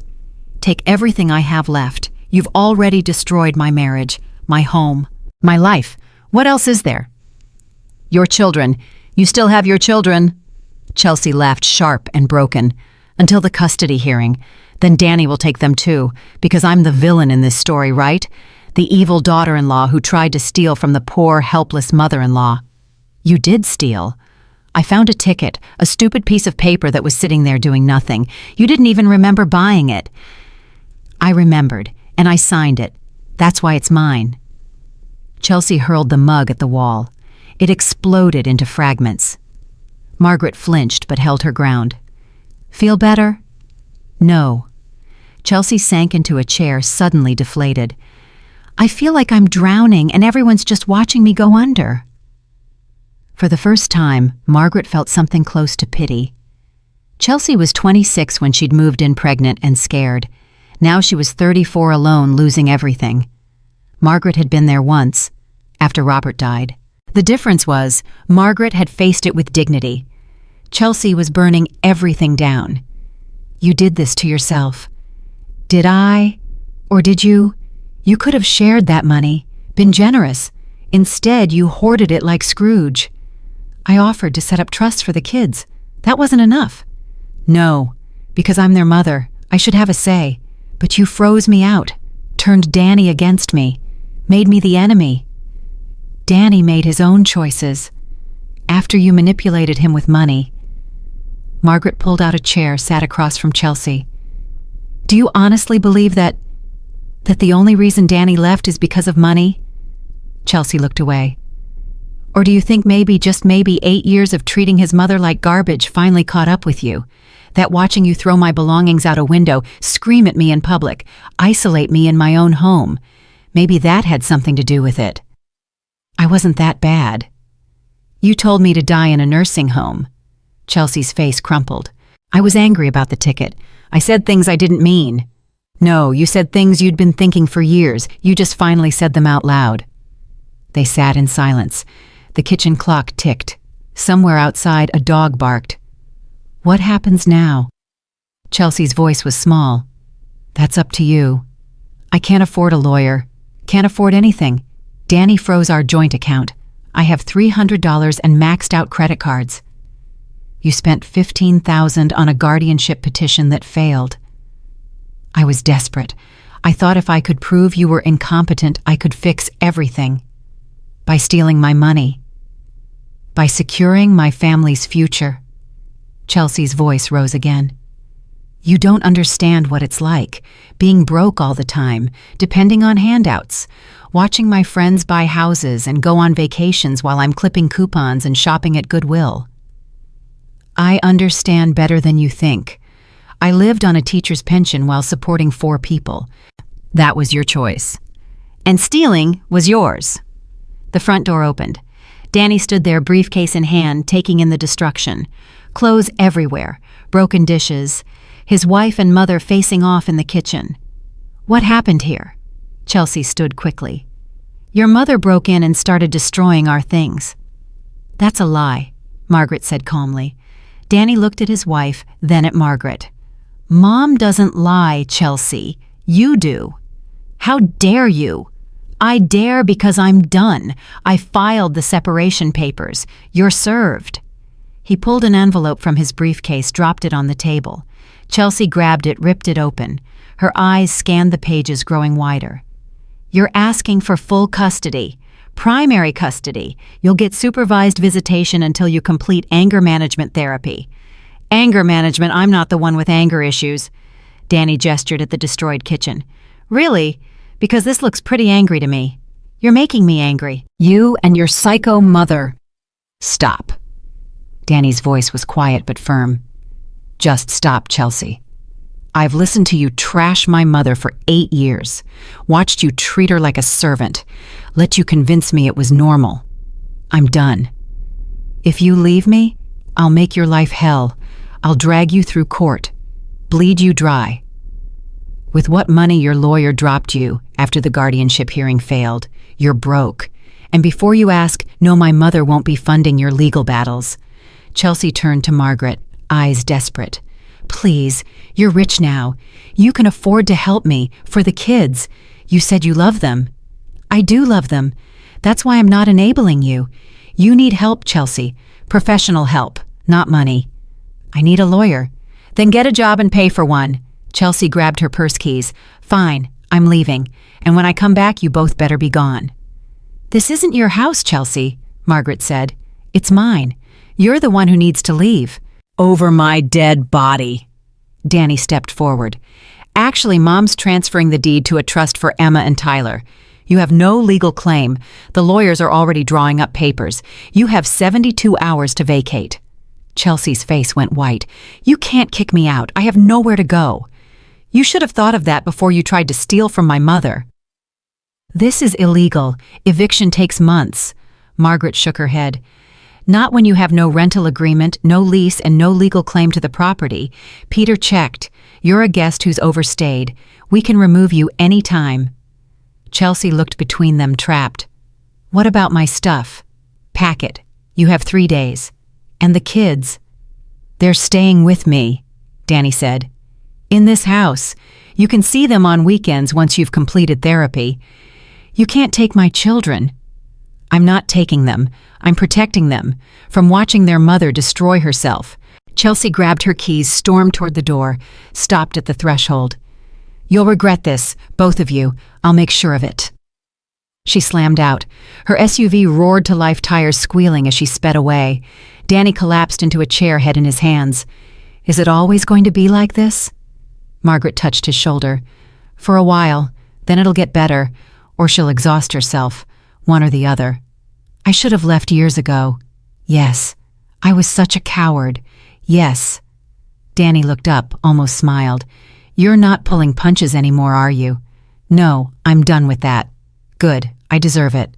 He stood, looked at the destruction. "Help me clean this up." "No." "No." Margaret headed for the stairs. "I'm going to check on your children. You're going to clean up your wife's mess, alone. You need to learn how." She found Emma and Tyler still in Emma's room. They'd heard everything. "Is Mom coming back?" Tyler asked. "Eventually, but you'll be safe here with your dad. Will you stay?" Emma's voice was hopeful. Margaret knelt down. "Not in this house. Grandma's moving to the beach. But you can visit anytime you want. In fact, I'm going to need help decorating my new house. Think you two can help?" "Really?" Tyler's face lit up. "Really? We'll paint your room any color you want, and there's a beach right outside. We can look for shells." Emma hugged her. "I love you, Grandma." "I love you too, Angel." Downstairs, Danny had started sweeping. Margaret watched him for a moment. Her son. Finally growing up. Finally standing. Her phone buzzed. Peter Morrison. "We have a problem. Chelsea just filed an emergency motion claiming you and Danny conspired to steal her marital property. She's asking a judge to freeze all your accounts pending investigation." Margaret sighed. "Of course she did." "The hearing's tomorrow at 9. Can you be there? I'll be there." "Margaret, this is getting ugly. She's not going to stop." "I know, but neither am I." That night, Margaret stayed at the apartment.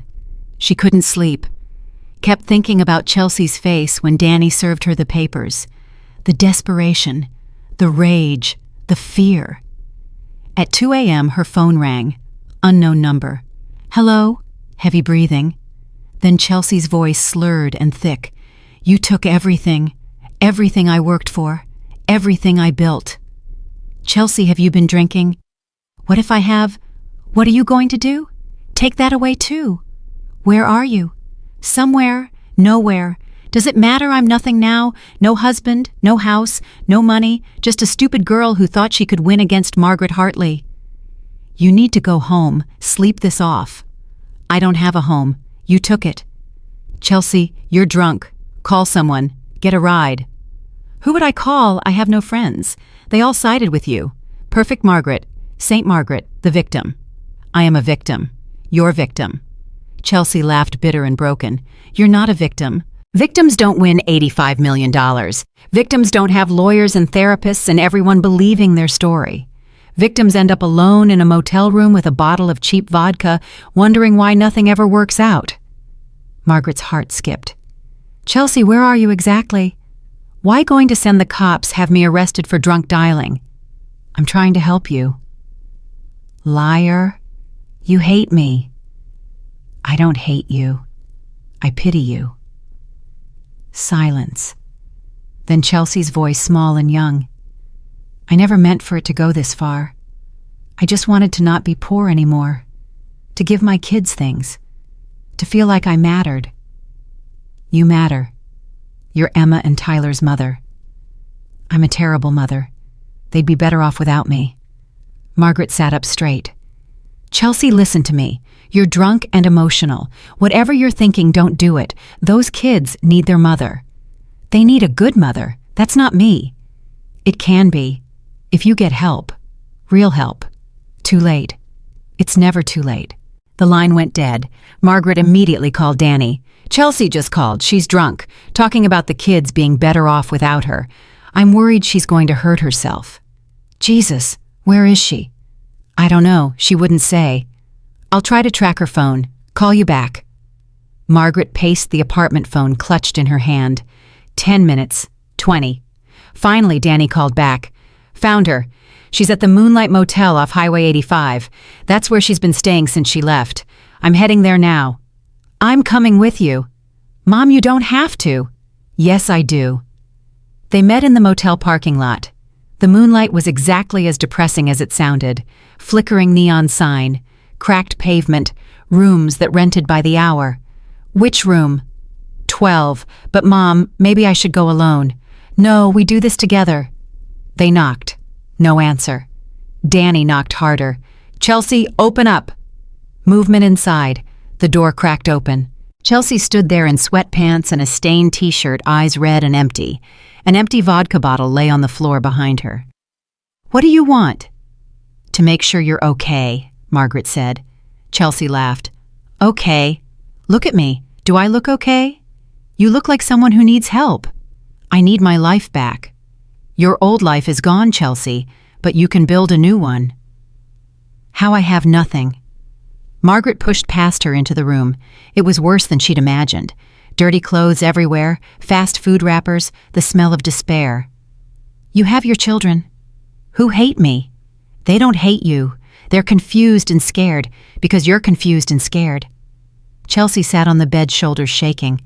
I don't know how to do this, how to be alone. I've been with Danny since I was 18. I don't know who I am without him. Danny stood in the doorway. Then figure it out. Get therapy, get a job, get your life together. Not for me, for Emma and Tyler. I can't afford therapy. Margaret pulled out her phone. I'm calling Dr. Brennan.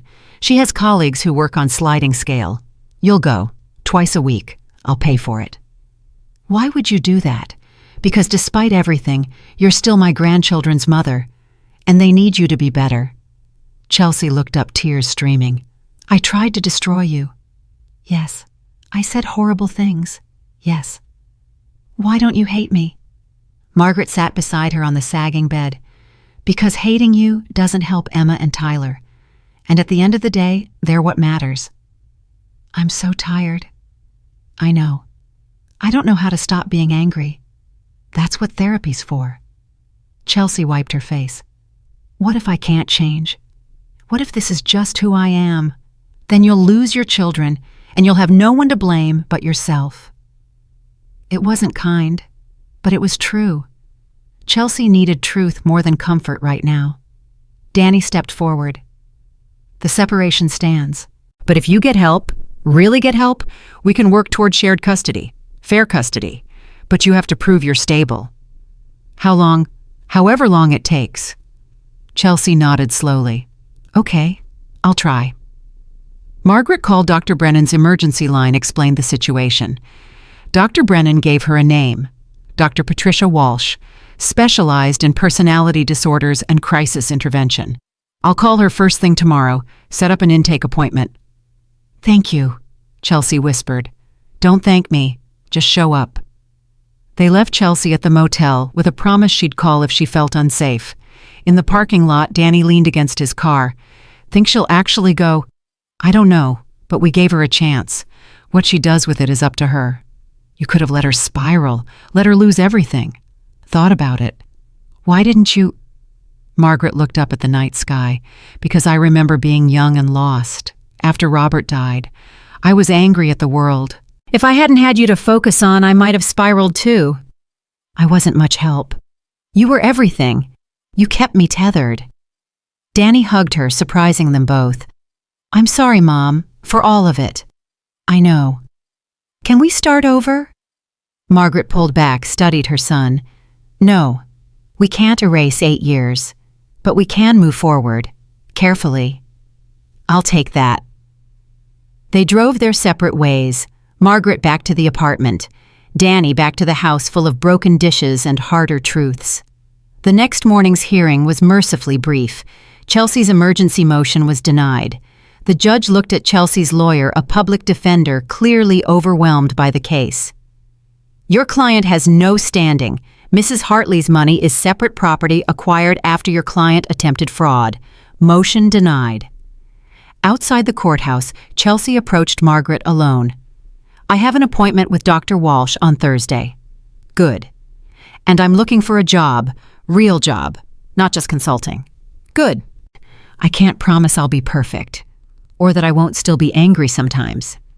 No one's asking for perfect, just better. Chelsea nodded, started to walk away, stopped. Margaret. Yes. If I do this, if I really change, will you let me see the kids unsupervised? That's up to the courts and Danny, and whether you actually prove you've changed. But if I do, Margaret chose her words carefully, if you do the work, if you become the mother Emma and Tyler deserve, then yes, I'll support reasonable custody. Thank you. Don't thank me yet. You haven't done anything. But as Chelsea walked away, shoulders a little straighter, Margaret felt something unexpected. Hope. Not for Chelsea and Danny. That ship had sailed. but hoped that maybe somehow this family could heal, not by going back, but by moving forward. That afternoon, Margaret drove to Tybee Island to see the cottage. It sat on a quiet street 50 yards from the beach, white paint, blue shutters. A porch with rocking chairs, inside hardwood floors and big windows, 2 bedrooms, a kitchen with room for a small table. "What do you think?" Peter asked. Margaret stood on the porch, listening to waves crash, smelled salt air, felt warm sun. "It's perfect. We can close next week." "Do it." Margaret sat in one of the rocking chairs, closed her eyes, pictured Emma and Tyler running on the beach, pictured Sunday dinners, pictured a life where she wasn't walking on eggshells or swallowing anger or disappearing. Her phone buzzed. Emma's number. "Grandma, Dad says you bought a beach house." "I did." "Can we come this weekend?" "Might not be moved in yet." "We don't care. We'll help you unpack." "Please," Margaret smiled. "Okay, this weekend." Emma squealed. "I'm going to find the biggest shell on the whole beach." After they hung up, Margaret rocked slowly, watching the ocean. 8 years ago, she'd opened her door to a desperate son and his pregnant wife. She'd thought she was doing the right thing, thought love meant sacrifice without limit. She'd learned differently, learned that love without boundaries enables abuse, that giving until there's nothing left doesn't make you noble, it makes you empty. She'd learned to sign her name, to claim what was hers, to say no, to walk away, to save herself even when it meant others fell. And somehow, impossibly, she'd ended up here, in a cottage by the sea, with money she'd never spend, with grandchildren who loved her, with a son learning to stand. Not perfect, not healed, but free. Margaret pulled out her journal, wrote one line. Day 7 of freedom, still standing, still here, still me. She closed the book, stood, walked down to the beach, let the waves wash over her feet, let the sun warm her face, let the wind carry away the last 8 years. Behind her was pain, ahead was unknown, but here now in this moment, Margaret Hartley was exactly where she needed to be, finally. Margaret moved into the cottage on a Thursday morning in late May. The movers carried in what little furniture she'd bought, a bed, a couch, a kitchen table with 4 chairs, Robert's recliner she'd had in storage. Everything else was new, fresh, untainted by memory. She spent the first day unpacking boxes, hanging pictures, making the cottage feel like home. By evening, her back ached, but her heart felt light. She stood on the porch watching the sunset paint the ocean orange and gold. Her phone rang. Victoria Reese. "Margaret, we need to talk. Chelsea filed a lawsuit this morning. She's suing you for alienation of affection, claiming you deliberately destroyed her marriage to steal her husband and access to the children." Margaret closed her eyes. Of course she did. It's a garbage lawsuit, won't hold up, but it'll be expensive to fight and very public. She's clearly trying to bleed you financially or force a settlement. What does she want? $5 million. Plus shared custody of the children with no restrictions. Plus half the house. She's insane. She's desperate. Her public defender dropped her. She hired someone new, Richard Stokes. He's bottom feeder territory but knows how to drag cases out. Fight it. I'm not giving her a penny. This will get ugly, Margaret. She'll make accusations, drag your name through mud, make you look like a manipulative rich woman who destroyed a family. Let her try. I have 8 years of receipts and a lottery ticket with my signature. What does she have? Lies and rage? Victoria was quiet for a moment. You've changed. Yes, I've stopped being afraid. Good, because we're about to go to war. That weekend, Emma and Tyler arrived with Danny. They exploded out of the car, racing toward the beach with shouts of joy. Danny carried their overnight bags, looking exhausted. Chelsea served me with papers yesterday. She's demanding I drop the custody suit, or she'll claim I was abusive during the marriage. Were you? No, never. But she has texts where I told her to calm down during arguments. She's going to twist them into proof I was controlling and gaslighting. Margaret took a bag from him. Let her. The truth always wins eventually. Does it? Because right now it feels like lies are winning. That's because the truth takes longer. It's thorough. It doesn't need to shout. They went inside. Emma and Tyler explored their room, a sunny space with bunk beds and windows facing the ocean. Margaret had painted it pale blue, put up shelves for shells and books. "Grandma, this is perfect." Emma spun in a circle. "Can we go to the beach now? Let me change first." They spent the afternoon hunting for shells. Tyler found a sand dollar. Emma found a piece of sea glass worn smooth and green. Danny sat on the porch watching them play, and for the first time in months, he smiled. That night after the kids were asleep, Danny and Margaret sat on the porch with coffee. "I got a call from Dr. Walsh yesterday, Chelsea's therapist. Is she allowed to call you? Chelsea signed a release. Dr. Walsh wanted me to know Chelsea's diagnosis, borderline personality disorder with narcissistic traits." Margaret absorbed that. "Can it be treated?" "With years of intensive therapy. Maybe. Dr. Walsh said Chelsea's making progress, but she's not safe for unsupervised custody yet. The lawsuit is classic BPD behavior. When she feels abandoned, she lashes out." "How long before she's stable?" Dr. Walsh wouldn't give a timeline, said it depends on Chelsea's commitment. Could be years, could be never. Margaret sipped her coffee. "What do you want, Danny?" "Really want?" "I want my kids to have a normal life. I want Chelsea to get better. I want to not feel guilty every second of every day." "Guilt's useless unless it changes behavior." "It's changed mine. I'm in therapy too, seeing someone who specializes in family dynamics. She says I enabled Chelsea by never standing up to her, that I sacrificed you to keep peace with my wife." "Yes, you did. Why didn't you fight back sooner?" Margaret looked out at the dark ocean. "Because I loved you, and I thought love meant enduring. Your father used to say real love is unconditional, but he was wrong. Love without conditions becomes a weapon people use against you."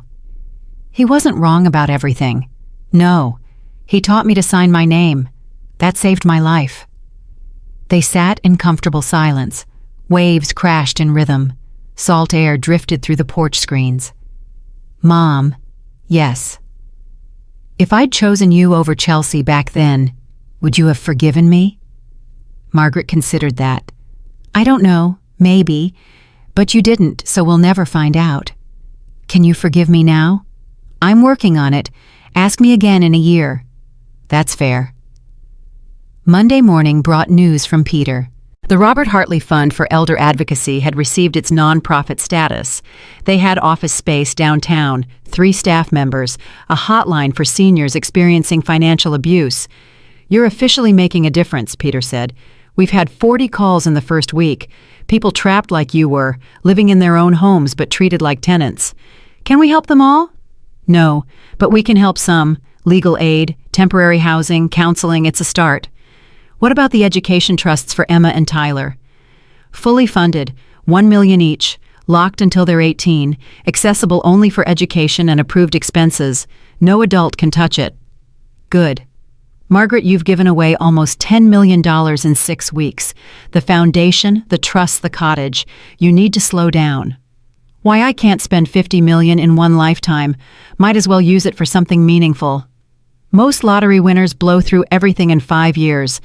I'm not most lottery winners." Peter laughed. "No, you're definitely not." That afternoon, Margaret received an email from a reporter at the Atlanta Journal. Subject line: interview request, re Chelsea Carter, lawsuit. "Ms. Hartley, we're doing a story on the lawsuit filed by your daughter-in-law.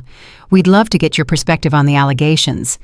Chelsea claims you manipulated your son into leaving her and are using your wealth to punish her for falling on hard times.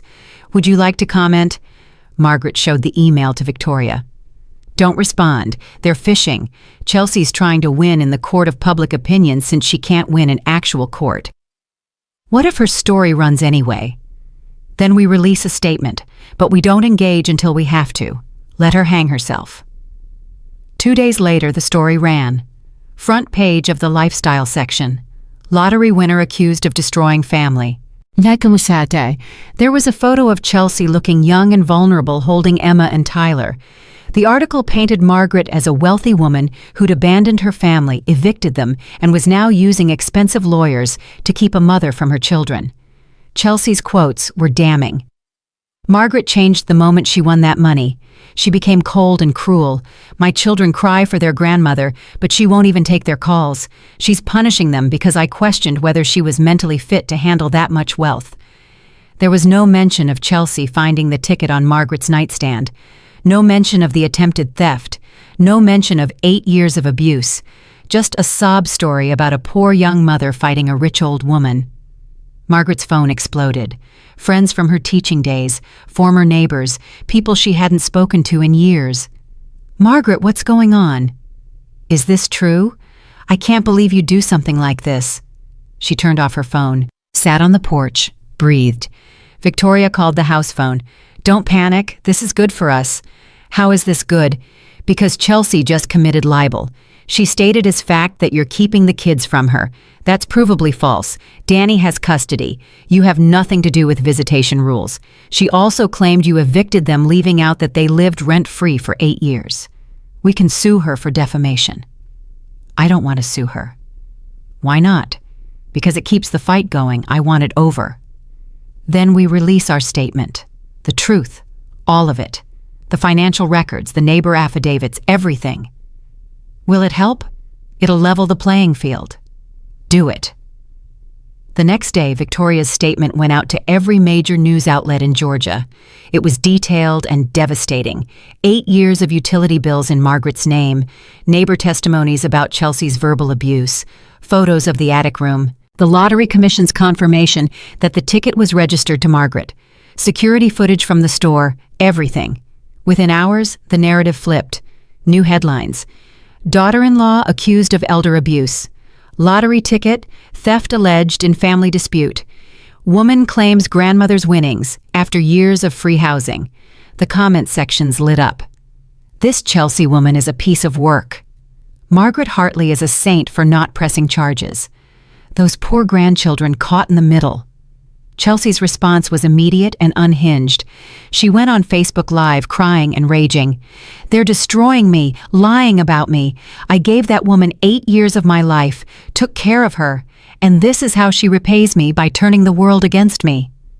Someone in the comments asked, "Did you try to steal her lottery ticket?"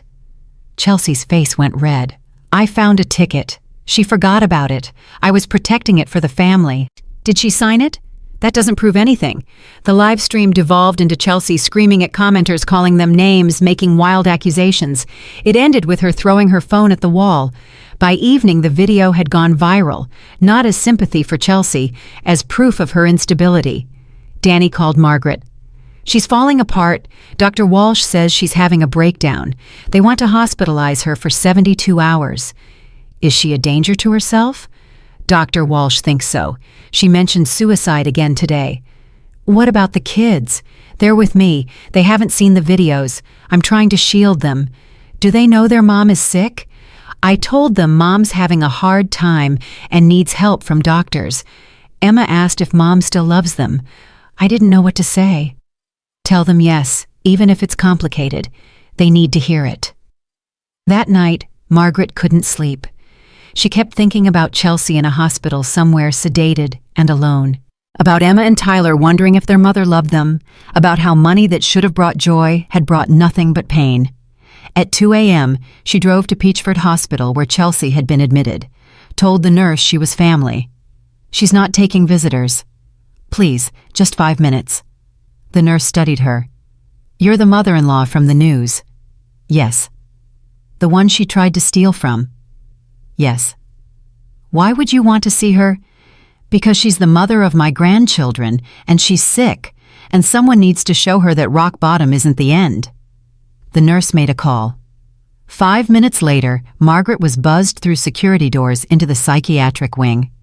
Chelsea's room was at the end of the hall. She sat on the bed in hospital scrubs, staring at nothing. "Chelsea?" She looked up, eyes dull from medication. "Come to gloat." "No. Came to check on you." "Why?" Margaret pulled up a chair. "Because you're 26 years old and you're in a psychiatric hospital. Because Emma and Tyler need their mother. Because I remember what it's like to feel like you've lost everything." You don't know anything about me. I know you're scared. I know you made terrible choices. I know you're capable of being better than this." Chelsea laughed bitterly. "The whole world thinks I'm a monster. You acted like one. That doesn't mean you are one." "What's the difference? Monsters don't change. People do." They sat in silence. Medical equipment beeped. Somewhere down the hall, someone cried out. "Why are you here?" Chelsea asked finally. "Really?" "Because hatred is exhausting. Because revenge is empty. Because the only way forward is through forgiveness. Not for you, for me." "I don't deserve forgiveness." "No, you don't, but I'm giving it anyway." Chelsea's face crumpled. "I'm so sorry. For all of it. The ticket, the things I said, the way I treated you." "I was jealous and bitter, and I took it out on the one person who never fought back. I'm fighting back now." "I know, and I deserve everything you're doing to me." Margaret leaned forward. "I'm not doing anything to you, Chelsea. I'm protecting myself. There's a difference." "The lawsuit. You'll destroy me. I'll defend myself. That's all. If you drop the suit, there's no fight." Chelsea wiped her eyes. "I can't afford to drop it. Richard says it's my only leverage." "Richard's bleeding you dry with false hope. You have no case. The judge will dismiss it. You'll end up owing court costs and lawyer fees you can't pay." "Then what do I do?" "You focus on getting better. You do the therapy. You prove you're stable. You rebuild your relationship with your kids. You let go of the money that was never yours. And then what I work minimum wage jobs forever, live in dump motels. You work, you save, you build a life. It won't be easy, but it'll be yours." Chelsea looked at her hands. "I don't know if I can do it." "Then you'll lose everything that matters. Your choice." Margaret stood to leave. "Margaret." "Yes. If I do this, if I really change, will you help me?" Margaret paused at the door. "I'll help you help yourself. That's all I can promise." She left before Chelsea could respond. Drove home through empty streets, let herself into the dark cottage, stood at the window watching moonlight dance on waves. Her phone buzzed. Text from Danny. The hospital called. Chelsea signed herself into a 30-day treatment program, voluntarily. They think you had something to do with it. Margaret smiled, texted back. She made her own choice. That's progress. The next morning brought another surprise. An email from Richard Stokes, Chelsea's lawyer. "Ms. Hartley, my client wishes to withdraw her lawsuit with prejudice. She apologizes for any harm caused and requests no countersuit be filed. If you agree, we can settle this today." Margaret called Victoria. "It's a trap. Or it's surrender." "Margaret, once you agree to no countersuit, you lose leverage." "I don't want leverage. I want it over." "Let me add conditions. She signs an NDA, agrees to no further legal action, admits in writing that the lottery ticket was yours." "Fine, but no money changes hands, no settlements." "You're sure?" "Completely." By afternoon, the papers were signed. Chelsea agreed to drop all claims, admitted the ticket was Margaret's, promised no future lawsuits. In return, Margaret waived her right to countersue for defamation fraud or anything else. Peter called that evening. "You could have bankrupted her, made her pay for everything." "What would that accomplish? Justice?" "No, that would be revenge. Justice is me being free and her getting help." "Most people wouldn't see it that way." "I'm not most people." June arrived with warm sun and quiet days. Margaret fell into a routine. Morning walks on the beach, afternoons volunteering at the Robert Hartley Fund office, evenings on the porch with a book. Emma and Tyler visited every other weekend. They painted shells, built sand castles, laughed without the weight of adult drama crushing them. Danny started dating someone, a teacher named Rachel who was kind and steady. Margaret met her once, liked her immediately. "She's nothing like Chelsea," Danny said. "That's probably good." "Do you think I'm moving too fast?" "I think you're moving forward. That's what matters." Chelsea completed her 30-day program, moved into a small apartment, got a job as a receptionist at a dental office, started seeing Emma and Tyler for supervised visits. Dr. Walsh reported she was making real progress. One Saturday in July, Chelsea showed up at the cottage unannounced. Margaret was on the porch when Chelsea's car pulled up. "I come in peace," Chelsea said, hands raised. "I know I should have called." "What do you want?" "To show you something." Chelsea pulled out her phone, showed Margaret a screenshot. A bank account with $2,300. "I've been saving. Every paycheck. Half goes to bills, half goes to savings. That's the most money I've ever saved in my life." "That's good, Chelsea. It's because of what you said, about building something that's mine. I'm doing it." Margaret studied the younger woman. She looked different, thinner, tired, but her eyes were clearer. "How's therapy?" "Hard. Dr. Walsh doesn't let me get away with anything. She calls me out every time I blame others or play victim. It's brutal, but it's working. And the kids? I see them twice a week, supervised for now. But Dr. Walsh says if I stay stable for 6 months, we can talk about overnights." Chelsea sat on the porch steps uninvited. "Emma drew me a picture of our family. It has you in it." "Me?" "Yeah. You and Danny and Rachel and me and the kids all holding hands. She said that's what she wishes family looked like." Margaret's throat tightened. "She's a good kid." "Because you helped raise her. I was too busy being jealous to see how much you gave them." They sat in silence. Waves crashed. Seagulls called. "Why'd you visit me in the hospital?" Chelsea asked quietly. "Because someone visited me once, after Robert died. When I was so angry I wanted to burn the world, a friend sat with me and said, 'This anger will eat you alive if you let it. Choose something else.' I chose to keep living, to keep loving, to keep trying. I hoped maybe you'd make the same choice." "Did you choose something else?" Margaret smiled. "Every day. Some days better than others." Chelsea stood. "I should go. I just wanted you to see that I'm trying." "I see it. Thank you for giving me a chance when I didn't deserve one." After Chelsea left, Margaret sat on the porch thinking about forgiveness. How it's not one big moment, but 1,000 small choices. Choosing mercy over revenge, choosing healing over hatred, choosing to let go even when you have every right to hold on. Her phone rang. Victoria Reese. "Just got word. The state bar is investigating Richard Stokes for ethics violations. Apparently Chelsea wasn't his only client he misadvised. He encouraged multiple vulnerable clients to file frivolous suits hoping for settlements. What'll happen to him? Disbarment, probably. And his clients, stuck with legal bills and no lawyer. That's not fair. That's the system." Margaret made a note in her journal. Follow up with Margaret Hartley Fund about helping victims of bad legal advice. August brought Emma's 11th birthday. Margaret threw a beach party. Danny and Rachel came. Chelsea came with supervised visitation monitor. Emma's friends came. Tyler built a sandcastle with a moat. They sang happy birthday, ate cake, watched Emma open presents. Margaret gave her the turquoise bicycle finally, the one that had started everything. Emma's eyes went wide. "Grandma, is this the one from last year?" "The very same. Been in storage waiting for the right time." Emma hugged her hard. "This is the best birthday ever." Later, Margaret found Chelsea watching the ocean alone. "You okay?" Chelsea nodded. "Just thinking how different things could have been if I'd been a better person from the start." "You can't change the past." "I know, but I can do better going forward." Chelsea turned to Margaret. "I'm moving at the end of the month, closer to a better job. It means I'll be 2 hours away from the kids." "How do you feel about that?" "Scared. But Dr. Walsh says distance might be good. Let me focus on myself without the daily reminder of what I lost." "You didn't lose them. You'll still see them."